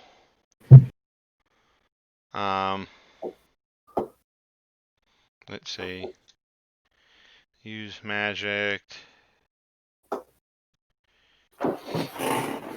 Yeah, you could use magic to ward the room. So if you want to roll that for when you previously warded the office. Yeah. Assist, since this was in the past. I guess. Yay. I scribbled the runes. So it's a +1. Alright, yeah. So you have a ward up. So I think with the ward up, you are aware that somebody is scrying this location. And we'll say that's what's interfering with Rosie's scrying. Oh, Okay. somebody else is scrying on him. No. Oh, the he ward detects your scrying. Because of the ward. Because this room is warded, and you're scrying into the room because Dr. Watney's in the room. Does he like for sure know it's me, or does he? No, just he doesn't know who it is. He just knows that somebody's doing it. So he's going to immediately cover any sensitive papers that are on the desk. Like anything that doesn't have that has anything that might be remotely sensitive, he's going to put that in portfolios that are kept there just for this sort of thing. So I think your glitch, Rosie, is that you take 1 harm. Okay. So basically the ward hurts you. She's got the hella migraine now. That is exactly the type of he would have an aggressive not very nice ward. Absolutely. You try to hone in on the thing, and you like a bright flash of light hits you in the eyes and gives you a migraine. Yeah. Yeah, it's like staring. So you can see the scene and you can hear, but it's like staring into the sun. Stupid Spectro. I think she'll like put Dr. Watney's vial back, like rubbing her head. So you are privy to this conversation. You're just you're in pain while you're watching. So okay. Yeah. Have your scene. And know that I'm watching. So this is you coming in, Dr. Watney. Yeah. Don't say anything you don't want me to hear. Well, you wouldn't know that. I know, I'm joking. I'm trying to be funny. Doc Watney, of all people, has no fucking clue. So I discovered a little bit of how this works. Huh? Not in here. Not in here. Where else would I? Come, Jonathan. Get the car. We're going to the dry cleaners. Oh. I have soup I need to eat for. Eat it on the road. Take it with you. This soup in the car. You have lips. Sip it. Dr. Spectro produces a rather nice handkerchief from his pocket and hands it to Dr. Watney. Come quickly.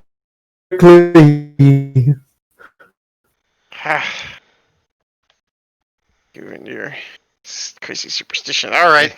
It's really funny because, like, the scrying isn't on the room, so Yeah. you're like removing the effect of the ward from the situation. You're gonna make Oh, it like so much wait. easier. Oh yeah, you know what? Never mind. I'm sorry. Can I retcon this? Ish. 'Cause Yeah, let's make I it mean, easier. if you think that you're being scryed on, that might be something that you do. But if you think Um, that Dr. Watney's being scryed on, then yeah, I this is just coming like minute or a few hours after you got busted. yeah. So what would Dr. Spectre think?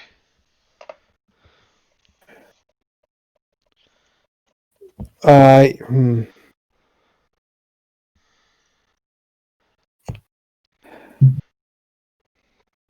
Because if he thinks his office is being scryed, then this is reasonable for him to want to do this elsewhere. Yeah, you know what? He's going to think his office is being scryed. Like the alarm did its purpose, but he's used to scrying spells kind of being on like he's thinking of in terms of them being on focused on locations, not on People. necessarily a person. Okay. So I imagine he would feel it if someone was like he would be aware if someone cast the scrying spell on him. Yeah, you would know if you were specifically being scryed because of the ward. You just know that Yeah. the room is being scryed on. Okay, well then it's probably he's gonna probably think it's just the room.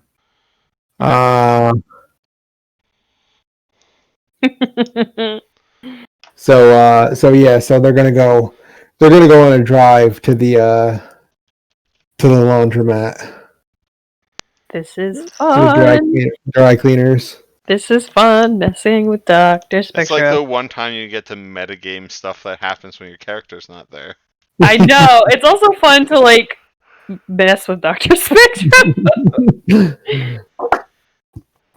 Oh, That's just you reasonable. wait. Just you wait, Dr. Spectra. I'm gonna somehow get a hair from your pretty little head.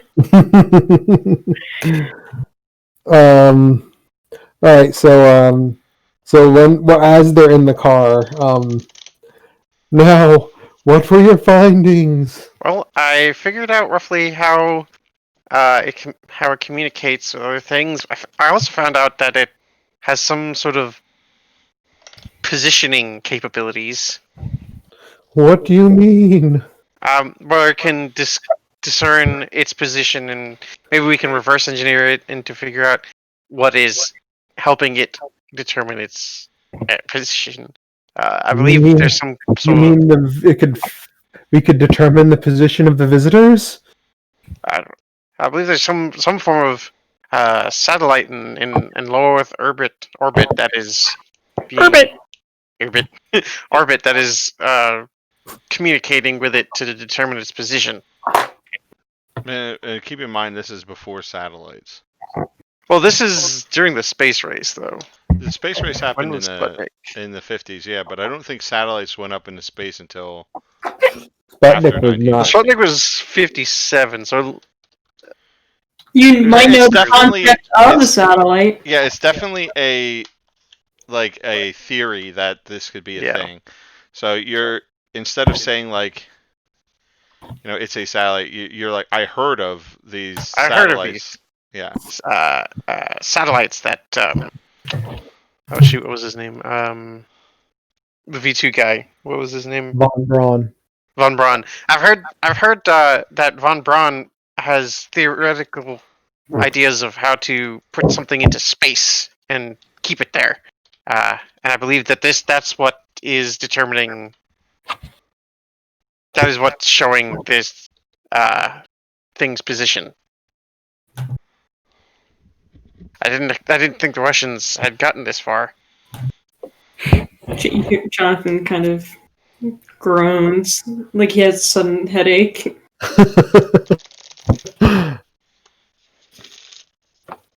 Well, you will do your country a great service if you can reverse the technology. I expect we can do that. I also found some kind of substance in the screen on this is cracked. I don't think that's on purpose, and I found some kind of substance in there. I haven't done any tests on it yet. Perhaps I can help with this.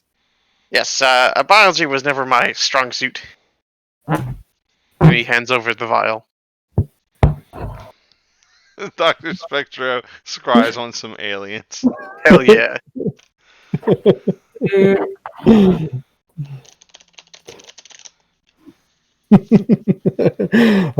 I was also never a strong biology student, but since then I have learned a great deal about necromancy. Starting to fairy tales again, Dr. Spectro.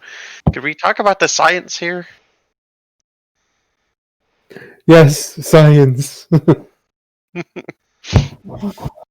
Jonathan is looking out the window. You said we were we were waiting to receive some form of communication on it, correct? Yes. Yeah. It hasn't done anything that I would consider to be a communication yet. Oh, Ella. Oh, let's look I heard her snoring. oh, look Well, then at we that will- bee. We will get you back to the device. I suggest you set up a watch overnight. Oh, my video's For science. totally frozen. You need him to be guarded? Or like your timepiece? No, you staying as guard might be a good idea. Alright, I'll watch over Dr. Watney. I'd prefer you not watch over me, but the device. I can do both. I'd prefer just. Are the you not device. going to be in the room with it? Well, not when I'm sleeping. We can get you a cot.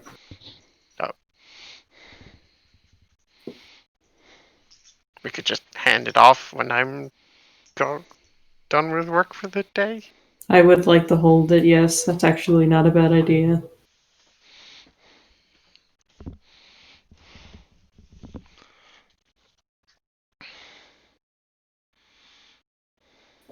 Okay, so it looks like Jonathan and Dr. Watney are going to spend an overnight with this device. Okay. Sleepover! All right.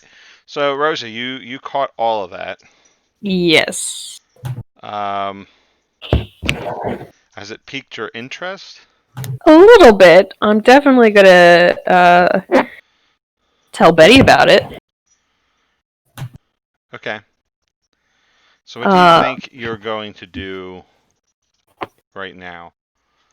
Well, we're not going to be able to roleplay interactions with Betty. Right now. Yeah, because they had kind of left Stack and Rosie like completely in the dark about all of this stuff when we left the other town. Mm-hmm.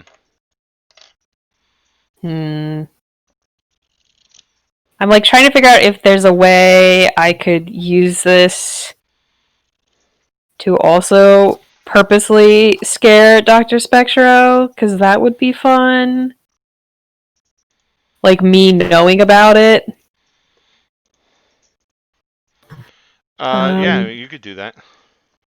Yeah, I'm just trying to figure out how, like, what would be the best way, like, how I would do that. Okay. Well, you could keep watching until we get back to his office and then call him.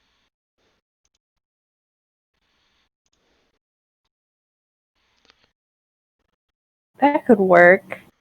Because I'm pretty sure she couldn't just, like, show up there. Yeah. I mean, she's just, like, you're civilian. also aware that he detected you. Yeah.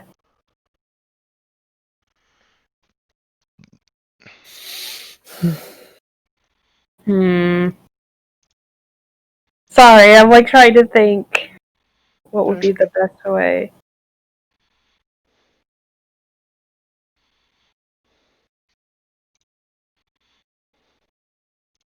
Oh no, I'm like completely drawing a blank.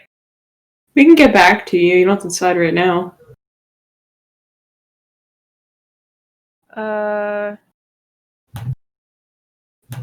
Yeah, because I'm pretty sure that her just like showing up at the lab, like she probably couldn't just do that. I mean, she's magic. She can do what she wants. Well, I mean, I'm talking about like security clearances.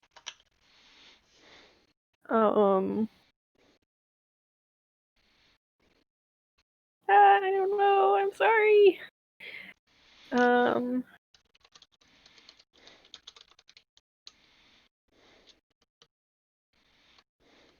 You could also just call him.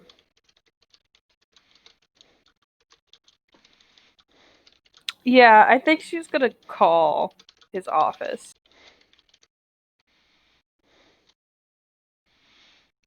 Okay. Do you have his office phone number? Like, No, she wouldn't have his office phone number. I mean, like you might if Dr. Spectre gave you his card, but Dr. I mean, Spectro has not done that.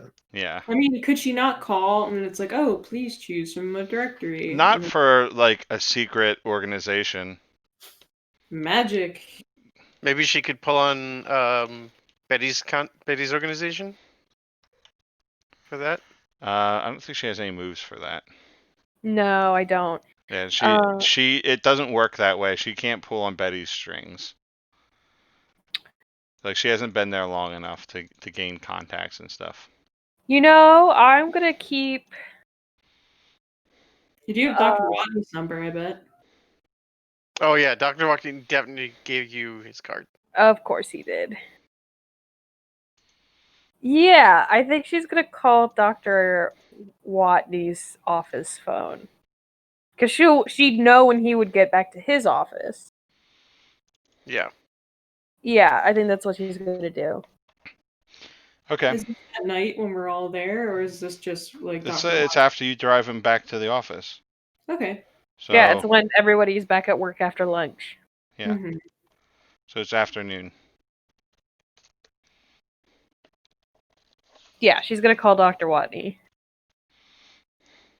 All right. Ahoy, ahoy. Hello, Dr. Watney. How are you? Oh, Rosie. What do I have the pleasure of getting this call? Oh, well, I was actually wondering if you could possibly patch me through to Dr. Spectra's office? Oh. I love the defeated like I just have a really quick question for him about an interesting book that just came in to the bookstore. See if he's interested in it. I'm not entirely sure how to do that. Let me here, let me Do let you me just have his phone number? I could just jot it down. I don't know if he'd want me to give out that information. Why don't I just go get him? That would be great. Thank you. Okay. I think he's going to dejectedly, slowly walk out of the room. Go find Dr. Spectro. Dr. Spectro, sorry to intrude on you again. Miss Cunningham just called me and wants to speak to you. Mm, You want me to talk to her? Dr. Spectro just nods to Jonathan. All right, I'll go talk to her. It's on. She's on the phone in my office. I get up, lumber over to Dr. Watney's office, sit, get comfortable, maybe adjust the chair a little bit to my liking. I pick up the phone. I have a What? question. Oh, okay. I have a question for Brandon. okay. Based on seeing all the weird stuff, Jonathan, like watching Jonathan like eat fabric and stuff, would I have any inkling in what he might be based on my own like? You think he's weird, but no. Unless you roll an investigation, you wouldn't know. Okay. But you can investigate him. Could I do So, that real quick? we can say that. Well, you're at the bookstore, so like Yeah. you could have like got out some books and researched it. Sure. Okay, that's short. Yes. Yes. I want you to fail so you can be convinced he's a fucking Yeti. Okay, I got an 8. All right. So, you get one question. I get one question. Yep. Okay, I need to make it a good one. There's a pretty good question you can ask. What sort of creature is it? So yeah. So I think you get what sort of creature it is, and not exactly the creature it is. So That's fine. yeah. So he's some sort of undead. Okay. You can figure that out, but you're like you don't know what kind. Okay. If he was specifically chewing on his burial shroud, you'd be able to be like, oh, that's what he is. But like, But he was just the fact that he was just eating a napkin, like a cloth napkin. yeah, he's just eating whatever. Detritus. Okay. Hi, Jonathan. We How was weren't, that? we weren't expecting a call from you. What? Oh, I Think suspect I'm- not. Just How was that delicious napkin, by the way, for lunch? Oh, I see. What's Dr. Spectral playing with? It's very bold of you to contact us directly with this.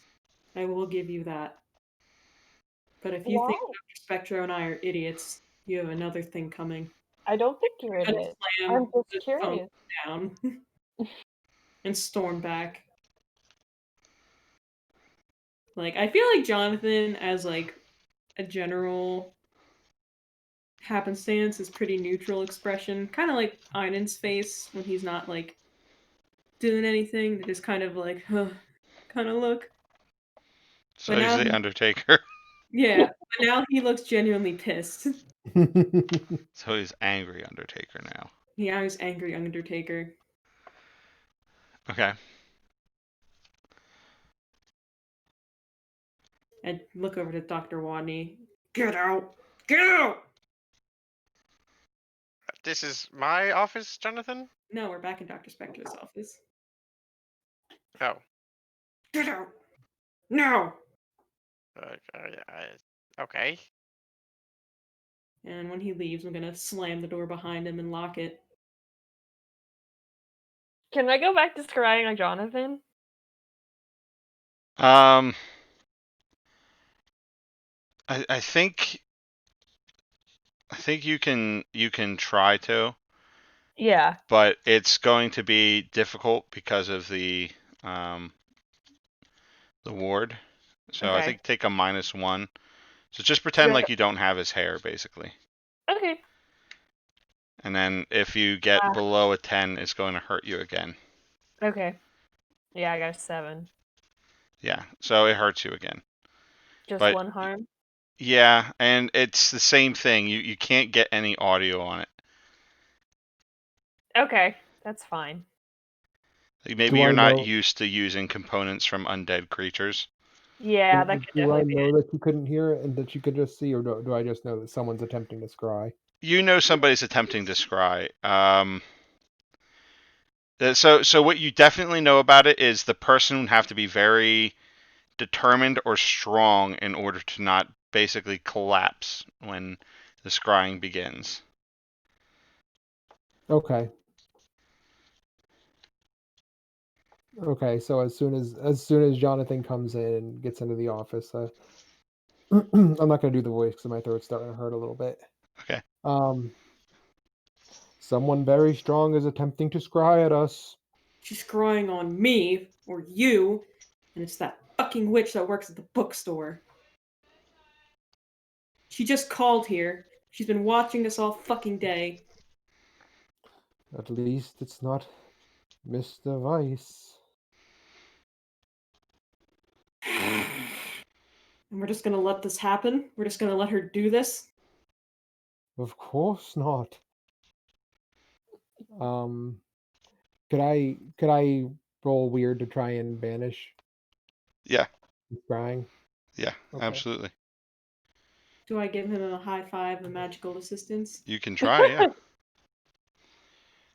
I think your weird is actually higher than Dr. Spectro's, so My weird is a 3. yeah. Yes, it is then. And then I will roll it. You will assist me. Okay. Yeah, it would be interesting to have Jonathan just like will away the spell. Okay. So Dr. Spectre is gonna give it very helpful. Yeah, So helpful. Dr. Spectre is very helpful. Come on, let me keep it. I'm gonna spend a luck. Oh, come on. That's not a man. failure. It's not a failure. Oh, that's true. And you There's a rolled higher glitch. than You she get a did. glitch, right? Yeah, I guess I get a glitch. Yeah, you get a glitch when you. If I can pick one, I will say I take 1 harm because Dr. Spectre is assisting me, and my thing is No, like. I'll pick one. Okay, that was just a suggestion on my part. Yeah, no, I know.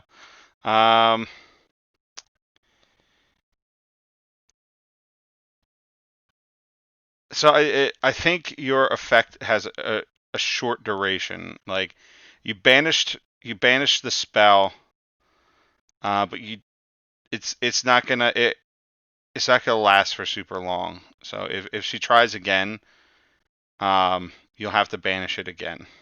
Folks, I'm gonna go AFK for a minute.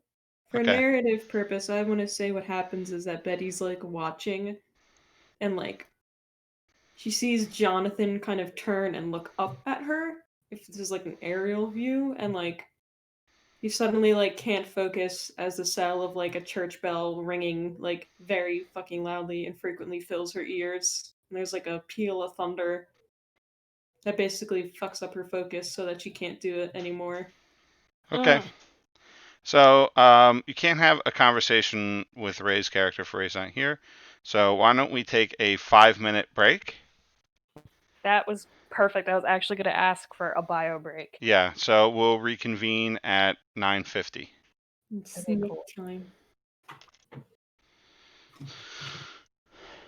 Jonathan's theme is just the Undertaker theme. It's a good theme. YouTube keeps putting it in my playlist because I always listen to it during the game. So what did I miss? Nothing. We're taking a quick bio break. What's that? Hi, Amanda. Tell her I said hi. I will. Yeah. Sarah says hi, Amanda. Hi, Sarah. She says hi back. Yay. Wait, what? I hope I didn't say yay to something bad. No, Amanda said hi back. Oh, I thought you said she's having an anxiety attack, and I'm like, Oh, oh. no. Yay.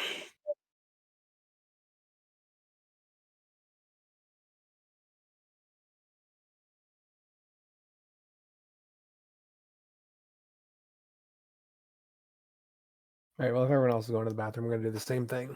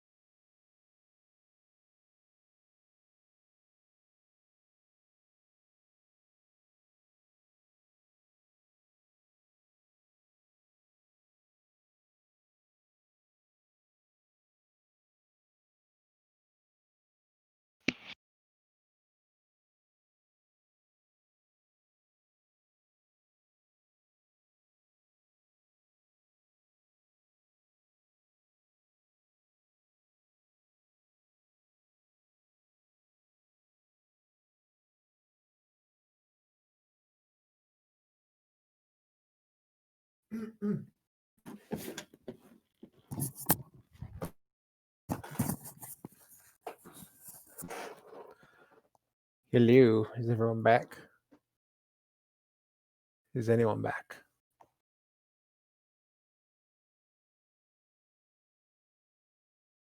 Can you hear me?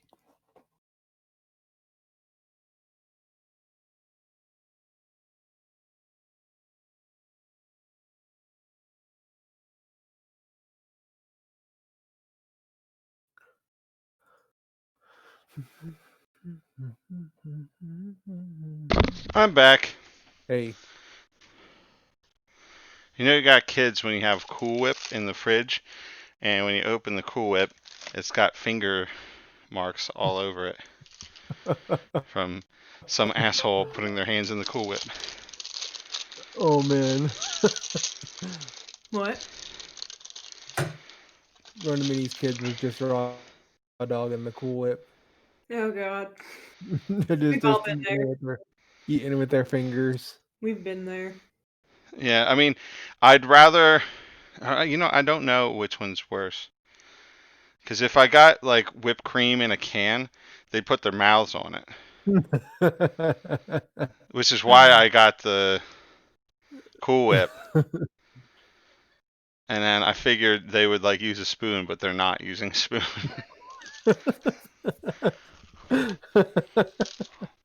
So Wow. it's just kids, man.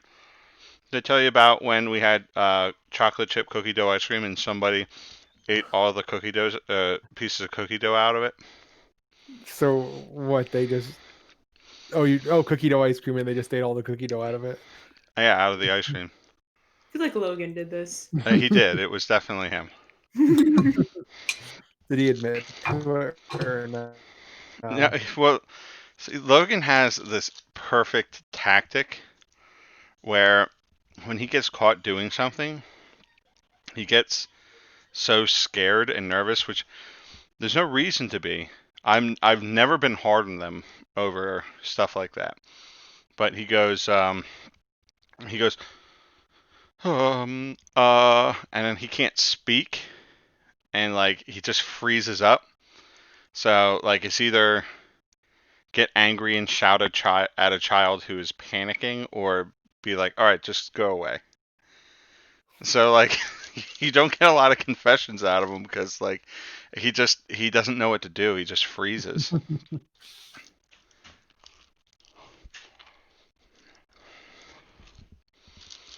So it's a pretty good defense mechanism.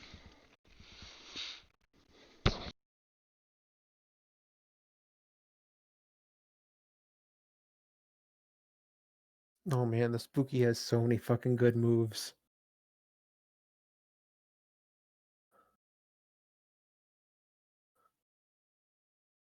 Oh, I'm kind of sad that we're ending this campaign pretty soon because I really want to explore.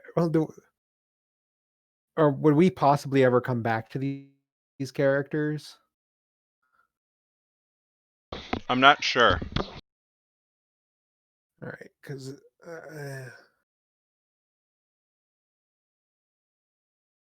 Jonathan's gonna start walking around the house naked if people are gonna scry on him.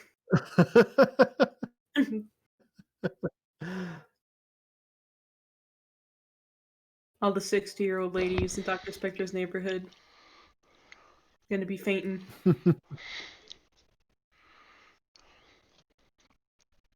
Will he be walking around naked because he ate all of his clothes because he was angry? We just cut to Jonathan like angrily eating his like bedspread.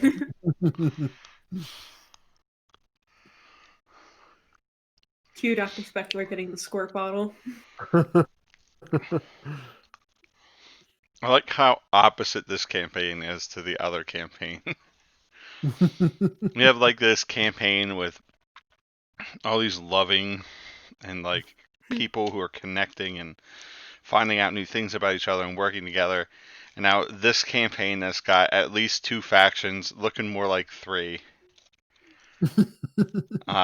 Working against an NPC. and now like working against each other. Yeah. You know what they say, Dr. Spectra? Burn the witch.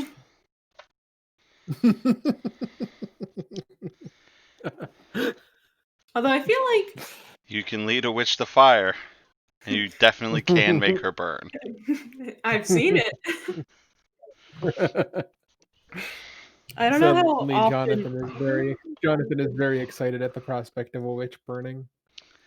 like- Jonathan remembers these from back in the day when it was like a whole festival and like the whole community would get together and it'd be like a fair Dunk where women they in the also burned a water witch. and tie them Sorry. up. What did I miss? I was Nothing. having to get Nothing jumper at cables. all. My roommate's boyfriend's car wouldn't start, so I had to get my jumper cables. I was talking about how Jonathan's gonna start walking around naked around the house if people are gonna be actively scrying on him. Okay, Like, sounds if you're good. gonna- might as well get a show. Yeah, it's like you're not hurting Rosie's feelings at all. You think the sunlight was blinding? Wait till you see this 11th century ass that's been Yeah, in but the dark since World War II. The Undertaker's like a big muscle dude. This is true. He's not a bad. I wouldn't, but like I appreciate his aesthetics. Yeah, sorry to keep y'all waiting. It's alright. I'm not even sure Alex is back yet. I like how on Discord right now it's just his picture frozen. His Can you hear camera's me? frozen. Oh, now I can hear you. Oh, okay. I was talking for like the last 5 minutes. I'm gonna We go did back. not hear you. Sorry. Her Yeah, my camera's camera's One frozen. moment. frozen. I have to throw something away real quick. You had like fucking almost 10 minutes to do that. I was eating a pecan pie. You had almost 10 minutes. Go throw away your thing. I Yeah. need my Sprite. My roommate's boyfriend's car wouldn't start, and I remembered I had jumper cables in my trunk, and then we figured out that the jumper cables, though, are too short because we can't move his car Oh no. to turn him around to face my car. So yeah, they just got roadside assistance, and they're currently jumping his car. But I was like, so I had to put the jumper cables back. Okay.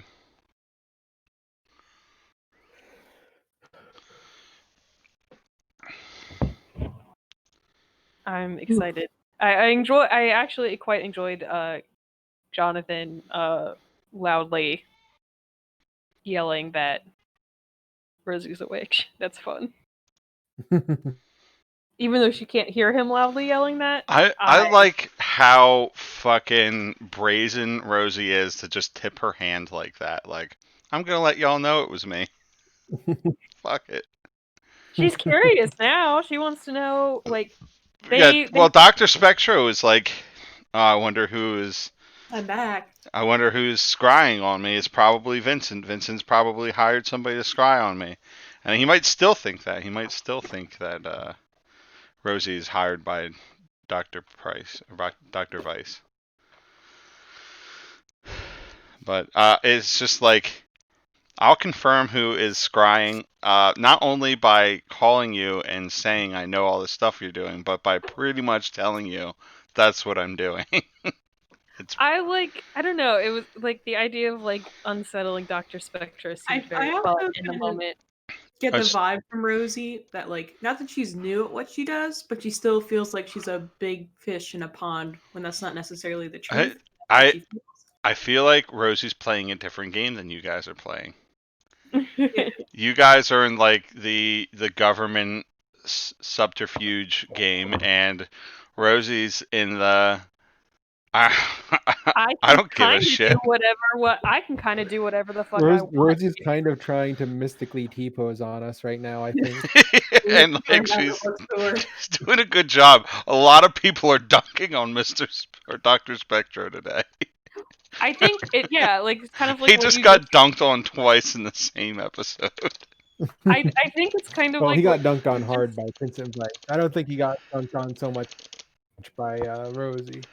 It's kind of like what you said, Brendan. I think, and like, yeah, like they're having to play like the whole government game, and Rosie's really, I mean, she's gonna occasionally work for Betty, but she's really not beholden to any rules. Like she can just kind of do whatever the fuck she wants. Yeah. And it's kind of, I feel like she finds that very fun, and I think it also goes back to that whole like power trip thing. Like she loves the idea of possibly holding power over somebody. Carly, let me ask you before we go any further. Yeah. How interested are you exploring the idea that Rosie doesn't quite realize how out of her how like the seriousness of the games that she's playing? I honestly don't think I feel like she knows that it could be serious, but I think right now she's having so much fun in the moment, like fucking with people, that she probably would need a wake-up call. Oh, okay. She's used to fucking with people who don't have magic and any way to Honestly, stop it. with Stack at Rosie's back, Rosie and Stack are just as formidable as Jonathan and Dr. Spectro. Yeah. But Stack's not here right now, so. Yeah. No, I'm not talking about how much power they have, because I know, Yeah. like, from a mechanical perspective, yeah, we're roughly equal. Depending on what exactly how exactly Rosie's built. Yeah, I'm but talking about like Rosie has never really played, for a lack of better word, like wizard games. Like No. No, she's new at this. There are a set of customs and rules that magic users use among themselves, and she's kind of trampling them right now. I But I don't think she knows those even exist. No, then I don't think she's doing it on purpose. I think she's just kind of blundering through. But I'm imagining that in this world, it's almost like a Doctor Strange kind of situation where if you're breaking the rules with wizards, it can escalate to lethal conflict very quickly. Right. I mean, that's just kind of my take on it, and I don't know if Minnie agrees with that.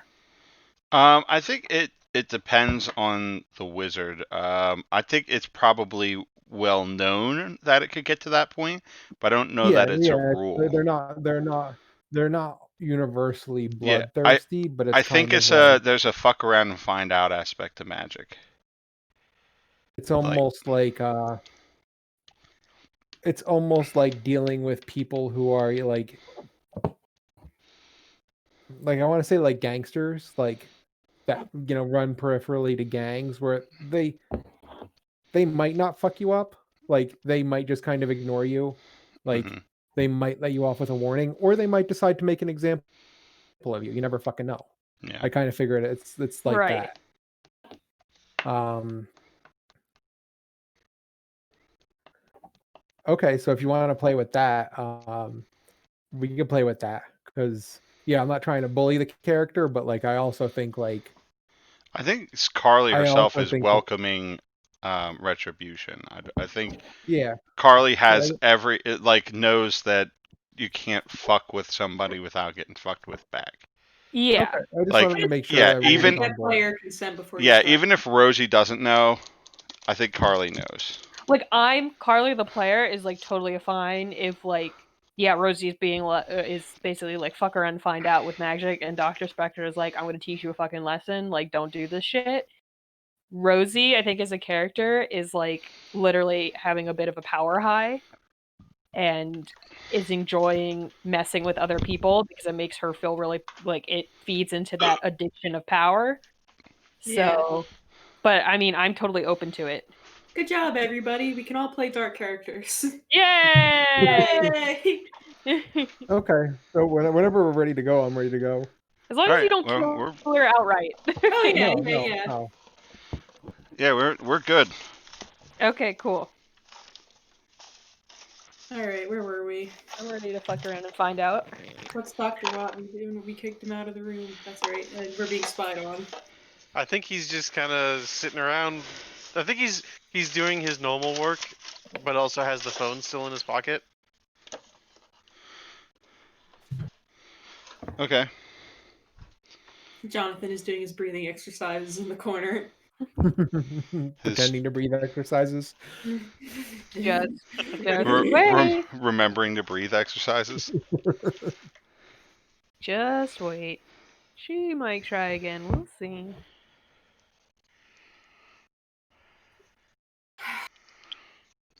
So I think Dr. Spectro is going to since they're just kind of all waiting here. So yeah. I think Dr. Spectro is going to try and reinforce the wards in the office. So Jonathan, you dismissed her. So what's the? Are you having a conversation now that she's been? I'm going to burn the fucking bookstore down. Do not burn the bookstore just yet. Going to steal her bike. Don't steal my bike! That I draw the line at stealing my bike. That just is petty. That's petty. We're gonna melt your bike with god lasers. Good thing my best friend's a mechanic. Make me another bike. We will teach her a lesson and get retribution. Just not yet. All right.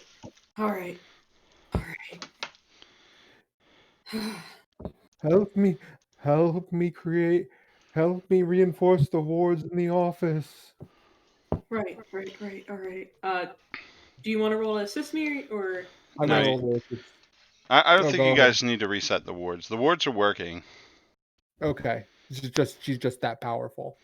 Yeah. She's just like I said. Most people would stop because they're actively being harmed. She doesn't care. Yeah. She was able to like someone who's either very determined or very powerful can get through the wards, but the wards are working. Did we learn that she's here or that she's coming? No, I'm not coming. I just called. Okay. I wouldn't be able to like get Yeah. clearance or whatever. So. Oh fuck! I kicked Dr. Watney out of there. Dr. Watney, get back in here. He's in his office. Should we In tell his him? lab. He's not gonna believe us anyway. Why bother? Especially not the girl he has a crush on. There's we no can- way we can- anything could we can- possibly be wrong with Rosie. We can tell him there's been reports of Soviet signals intelligence attempting to spy on us and that he must be careful. All right, you're his boss. You tell him. So Dr. Spectro is going to say, I've just gotten a report and blah blah blah, signals intelligence, and to be careful. Would this be a manipulate? Because he's actually lying to me. So I think yes, but at the same time, I wanted to have something happen here. Yeah. So I think someone higher up on the chain, like a director, not like a scientist or anybody, shows up in Dr. Watney's office before Dr. Spectre gets there. Shows up in whose office? Dr. Spectre's office? Dr. Watney's office. Dr. Watney's office, okay. And he says, Dr. Watney, do you have a moment? And I would know this character? Yeah, he's a director. He's an OSS director. Okay. How may I help you, Director? He turns and he shuts the door. He says, so we've got folks talking around town saying that an agent of the OSS was seen at a museum, and Billy the Kid Museum up at Fort Sumner. Uh-oh. Do you know anything about that? Gotta protect.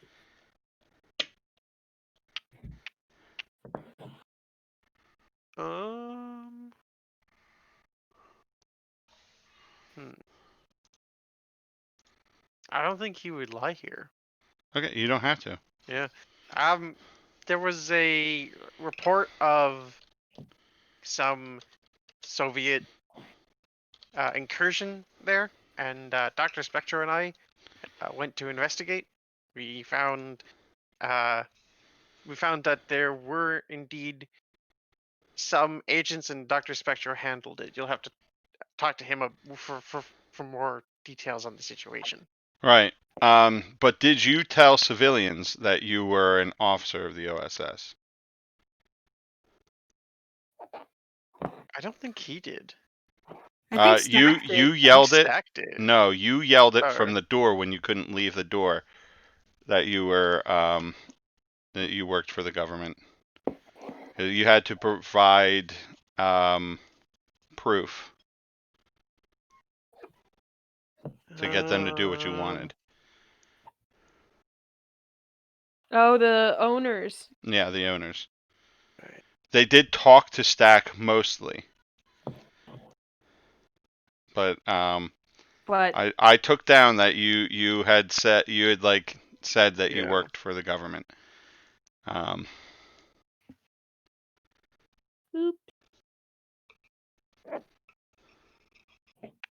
How would he phrase this?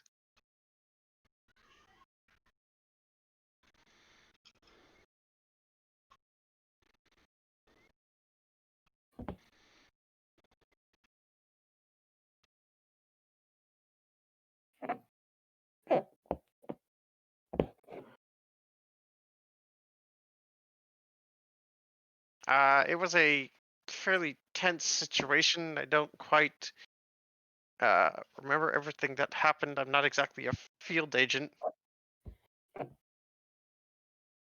Right. You do know that the OSS was officially, and he makes quotation marks, dissolved in September 20th, 1945. Correct. This is something that you would know. Okay, it is something I would know. Yeah, Okay. yeah. This is you guys are working for the OSS, but the OSS is thought to be gone. Basically, their reasoning is they want Russia to focus on the CIA and Not the OSS. not the OSS. Okay. So and that's what you would have been told. So it's like a major blunder to say that you're working for OSS. See, I didn't know that when I said that in character. So you didn't say you worked for OSS. You said that you worked for the government, and then Stack said you worked for the OSS. Would I have told Stack that I worked for the OSS, or was that Dr. Spectra that would have done that? I don't know. I don't know Spectre would not if have- anybody told Stack that, but No, I that think is that what might Stack have- said. So that could have been something he picked up from Betty, because Betty knows. Because him and Betty are friends. Yeah. Like officially, they're friends. So that may be something that was leaked by Betty. Well, I wouldn't have revealed our hand so wonderfully. All right. Well, I'm not here to. You're not in. You're not going to lose your job or anything. I came here to make sure that you know to keep a lid on it. Thank you, Director. We have squashed the questioning. Now the people think it was a hoax. It was a pretty ridiculous situation. Yeah, it definitely was. So they're basically saying it was a hoax, that some kids were fucking with them, because that's who they met. They met Rosie and Stack. They just met some kids. yeah, they met like two 20-somethings just standing outside of their. And one of them was a greaser. Yeah. Yeah. So it was pretty easy to sweep under the rug, but I just wanted to come down here and personally ask you to be more careful in the future. Yes, sir. Thank you, sir. So, and then I think at that time, probably Dr. Spectro was knocking at the door. Dr. Spectra, please. I believe, are we through here, Director? I wanted to speak to Dr. Spectro too. I was heading there next. What can I do for you, Director? I just wanted to make you aware of the situation. I just got done talking to Dr. Watney here. But somebody on your mission the other day, somebody let slip that the OSS was involved. I'm sure What an you. embarrassing breach of etiquette. I will review security protocol with all of my people and make sure they understand the necessity of secrecy. Very good. Stand clear awkwardly. I would also like to congratulate you on your part in the report just filed by Mr. Vice. I wish to make sure that sorry. Blew what I was gonna say. It's hard to think on my feet and use the accent at the same time. Yeah. You can think. You're allowed to think. I was just about to give you my a personal copy. I insist that you read this one. We must make sure there were no transcription errors. This is the one that you wrote from Dr. Watney's investigation. So this is a copy of the one that I gave to Vincent Vice. Okay. Just basically he's making sure that the report wasn't edited before it was submitted. That's the purpose of this. I don't know if it's going to work. Yeah. Okay. I understand. Yeah. He says. Oh yes. We just received this one. I'll have somebody look it over.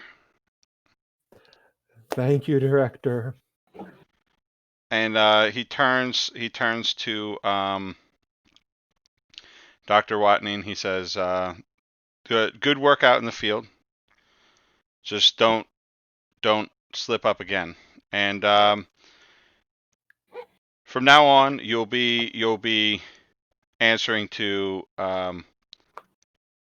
Dr. Vice. He's been moved to the head of your department." What? But he does. He's Okay. Yeah, he's been moved to the head of research and development. Yeah. Okay. Shit. All right. Wait. What was Dr. Spectre then? Was he the head of research and development? No, Dr. Spectre is kind of a contractor. Okay. So they consult Dr. Spectro basically with lots of stuff. He has an office here. He doesn't have to come into work every day. He's still a college professor, right? Yeah. So this isn't like his main gig. Okay.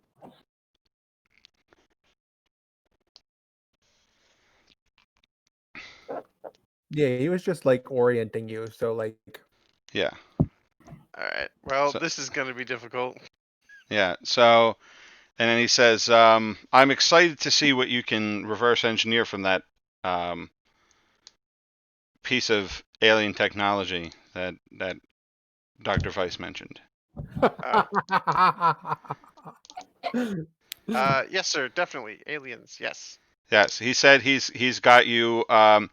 He pulled an all-nighter, and he says he's got you doing the rest for today. So I expect to see a report on that when you're done with it. I would like to as well. However, he did not deign to leave any of his notes from that overnighter. Oh well, So then you'll have to bring it up with him. Honestly, I haven't even told him that he's been promoted yet. We were gonna wait for him to come in. Okay, I will. I'll let you break the good news to him. All right. Keep up with the good work. And I expect more discretion in the future. Yes, sir. Thank you, sir. And he nods to both of you, and he walks out. Jonathan kind of sighs and leans back. Rumbles something about hating it when the big wigs come around. Does everyone just ignore Jonathan? No, Dr. Vice ignores Jonathan. the guy probably nods to Jonathan, but like Jonathan is like you're a contractor, and then like Jonathan's like your assistant. So Yeah. like he doesn't feel the need to address Jonathan. He acknowledges him. He doesn't pretend like he doesn't exist like like Dr. Price does. I I have I'm just wondering how many people just ignore Jonathan. Probably some people ignore him just because they're uncomfortable. I gotta step away for 1 second. My pants are covered in gourd shavings, and I need to brush them off. Okay. So, Dr. Watney, have you changed your mind on on the existence of things beyond easy understanding and easy explanation? Well, I would not call science easy understanding or easy explanation, but no. Do you understand that you're dealing with alien technology? I understand that this is advanced for what we believe the Russians are capable of, but I do not yet believe that Well, such a alien ridiculously alien technology doesn't necessarily have to mean outer space alien. It could mean like it could mean Russian technology. It could mean that they don't know whose technology it is. Like alien isn't a word just reserved for space aliens. well, yeah, but like that's definitely what Dr. Spectro is Yeah, that's implying what there. Dr. Spector's implying, but the director was not implying that. Okay. Oh, he wasn't? No, he was calling it alien tech as in like from Strange. someplace Unknown else. He doesn't know what it origin. is. He just Yeah. he Oh, okay. knows what Okay, what never mind. I thought that was a deliberate like I thought that was a deliberate wake up call to. Oh no, that I mean it's definitely Dr. Spectro can definitely be like, listen, are you listening? Are your eyes even open right now? How But how well known is it that there is contact with aliens? Like, would that guy know? Because I mean, I'd um assume it was in so their it report. depends on what happened in Dr. Weiss's report. So you haven't seen his report. Because So it would have been mentioned in Dr. Spectro's report. yeah, you wrote a report on what just happened with the robots. But Oh, concern not with the Billy the Kid thing yet. No, I thought you did do that one with the Billy. Yeah, is that part of what you wrote? I don't remember. I would assume it was. I would I think assume. so. assume No, I would assume he wrote everything that happened up Dr. until the Weiss trade off. wrote a report on um The tentacle. the phone on the Okay. iPhone. Not the field report. He did both, but Oh, okay. yeah, he wanted like basically. So I don't know if you picked up on it when Dr. Watney convinced him to go home and rest.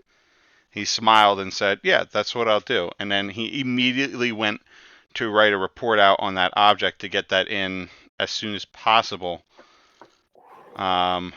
so he could take all the credit for it. I What an ass. figured he had done something along those lines. I didn't know the timeline, Yeah, but I that's what he figured was doing all day while you guys were um, fucking around with magic. fucking around with magic. Yeah, that's what he was doing all day.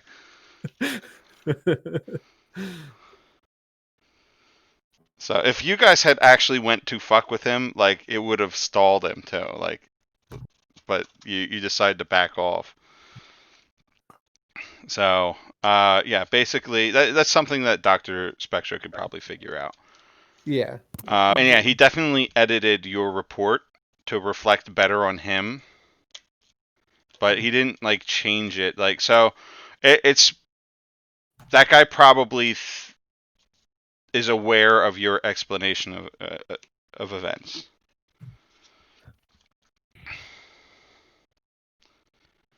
The director.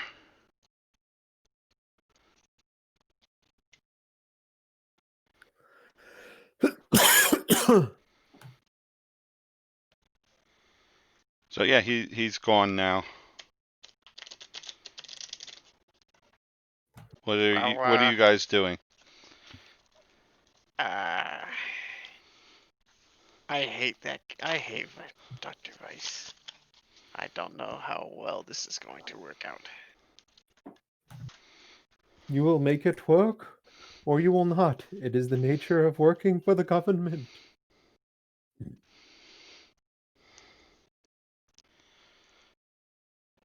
That guy's Jonathan grunts non-committally. he's such a crotchety bastard. Sarah, what did we come in here to do? I completely forgot. To warn that somebody's watching you guys Oh yes, Oh yeah. and yeah, trying yeah. to figure out if you're gonna try to convince them it's Rosie or just Russians. No, I'm not gonna. I'm just gonna. So Dr. Spectro delivers the warning about potential spies and signals intelligence and intelligence being intercepted, so that he should be careful what he says out loud. Oh, that's good to know. Thank you, Dr. Spectro.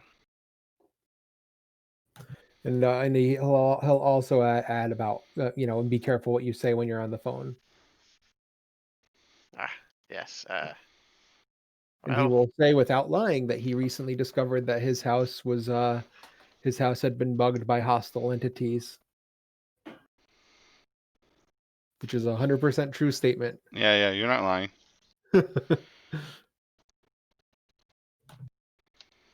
If you want to try to convince him to do something about it, you can. No, he's just giving him the warning. Okay.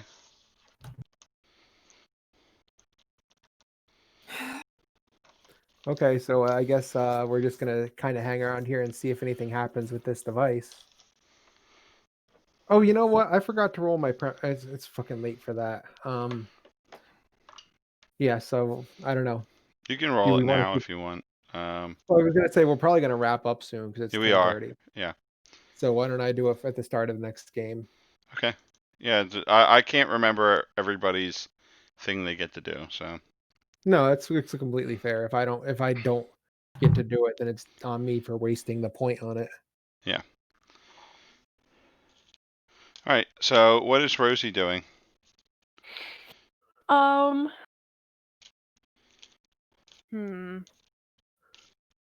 Like, what time of day is it now? Is it still afternoon? Yeah, it's like late afternoon.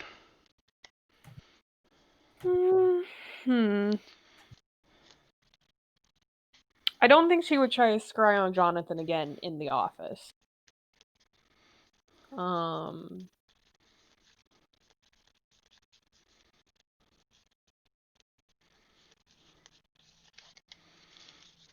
She's probably back at work. Okay. Now, but it's probably slow, so she's probably like sitting behind the counter just with her spell book. So did it jar you at all when Jonathan just like looked straight up at you and then snuffed out your magic? I think it did. I don't know if I wouldn't say it scared her, but I think it annoyed her. Like, I think there was a moment where she was just like, Did it took surprise her? It surprised her. Yeah. So I think she's now like heavily like in the depths of her spell book looking for how to make sure that doesn't happen again. Okay. So yeah, so maybe you thought like you just thought Jonathan was like Just weird. some weird like undead cloth guy. napkin. Yeah. But now he's some weird undead guy who clearly has a grasp on magic. And I think again it goes kind of back to her addiction to power. She's like, he's not gonna get the better of me next time. I'm keeping my spell in motion. Okay. So she's probably sitting there with her like the hefty spell book like way in the deeper, darker sections of it, trying to figure out how to prevent that from happening again. Okay.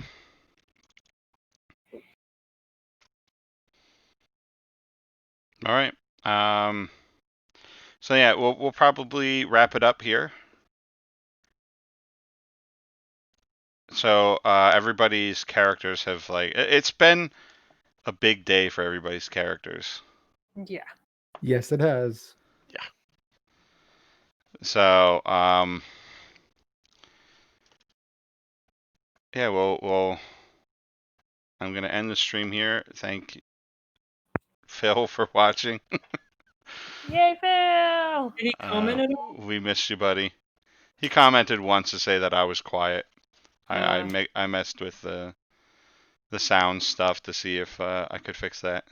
Feel better. Yep, Yeah, feel better, Phil. We Yeah. got shenanigans you're gonna have to help Rosie with next time. All right, thank you for watching. Good night.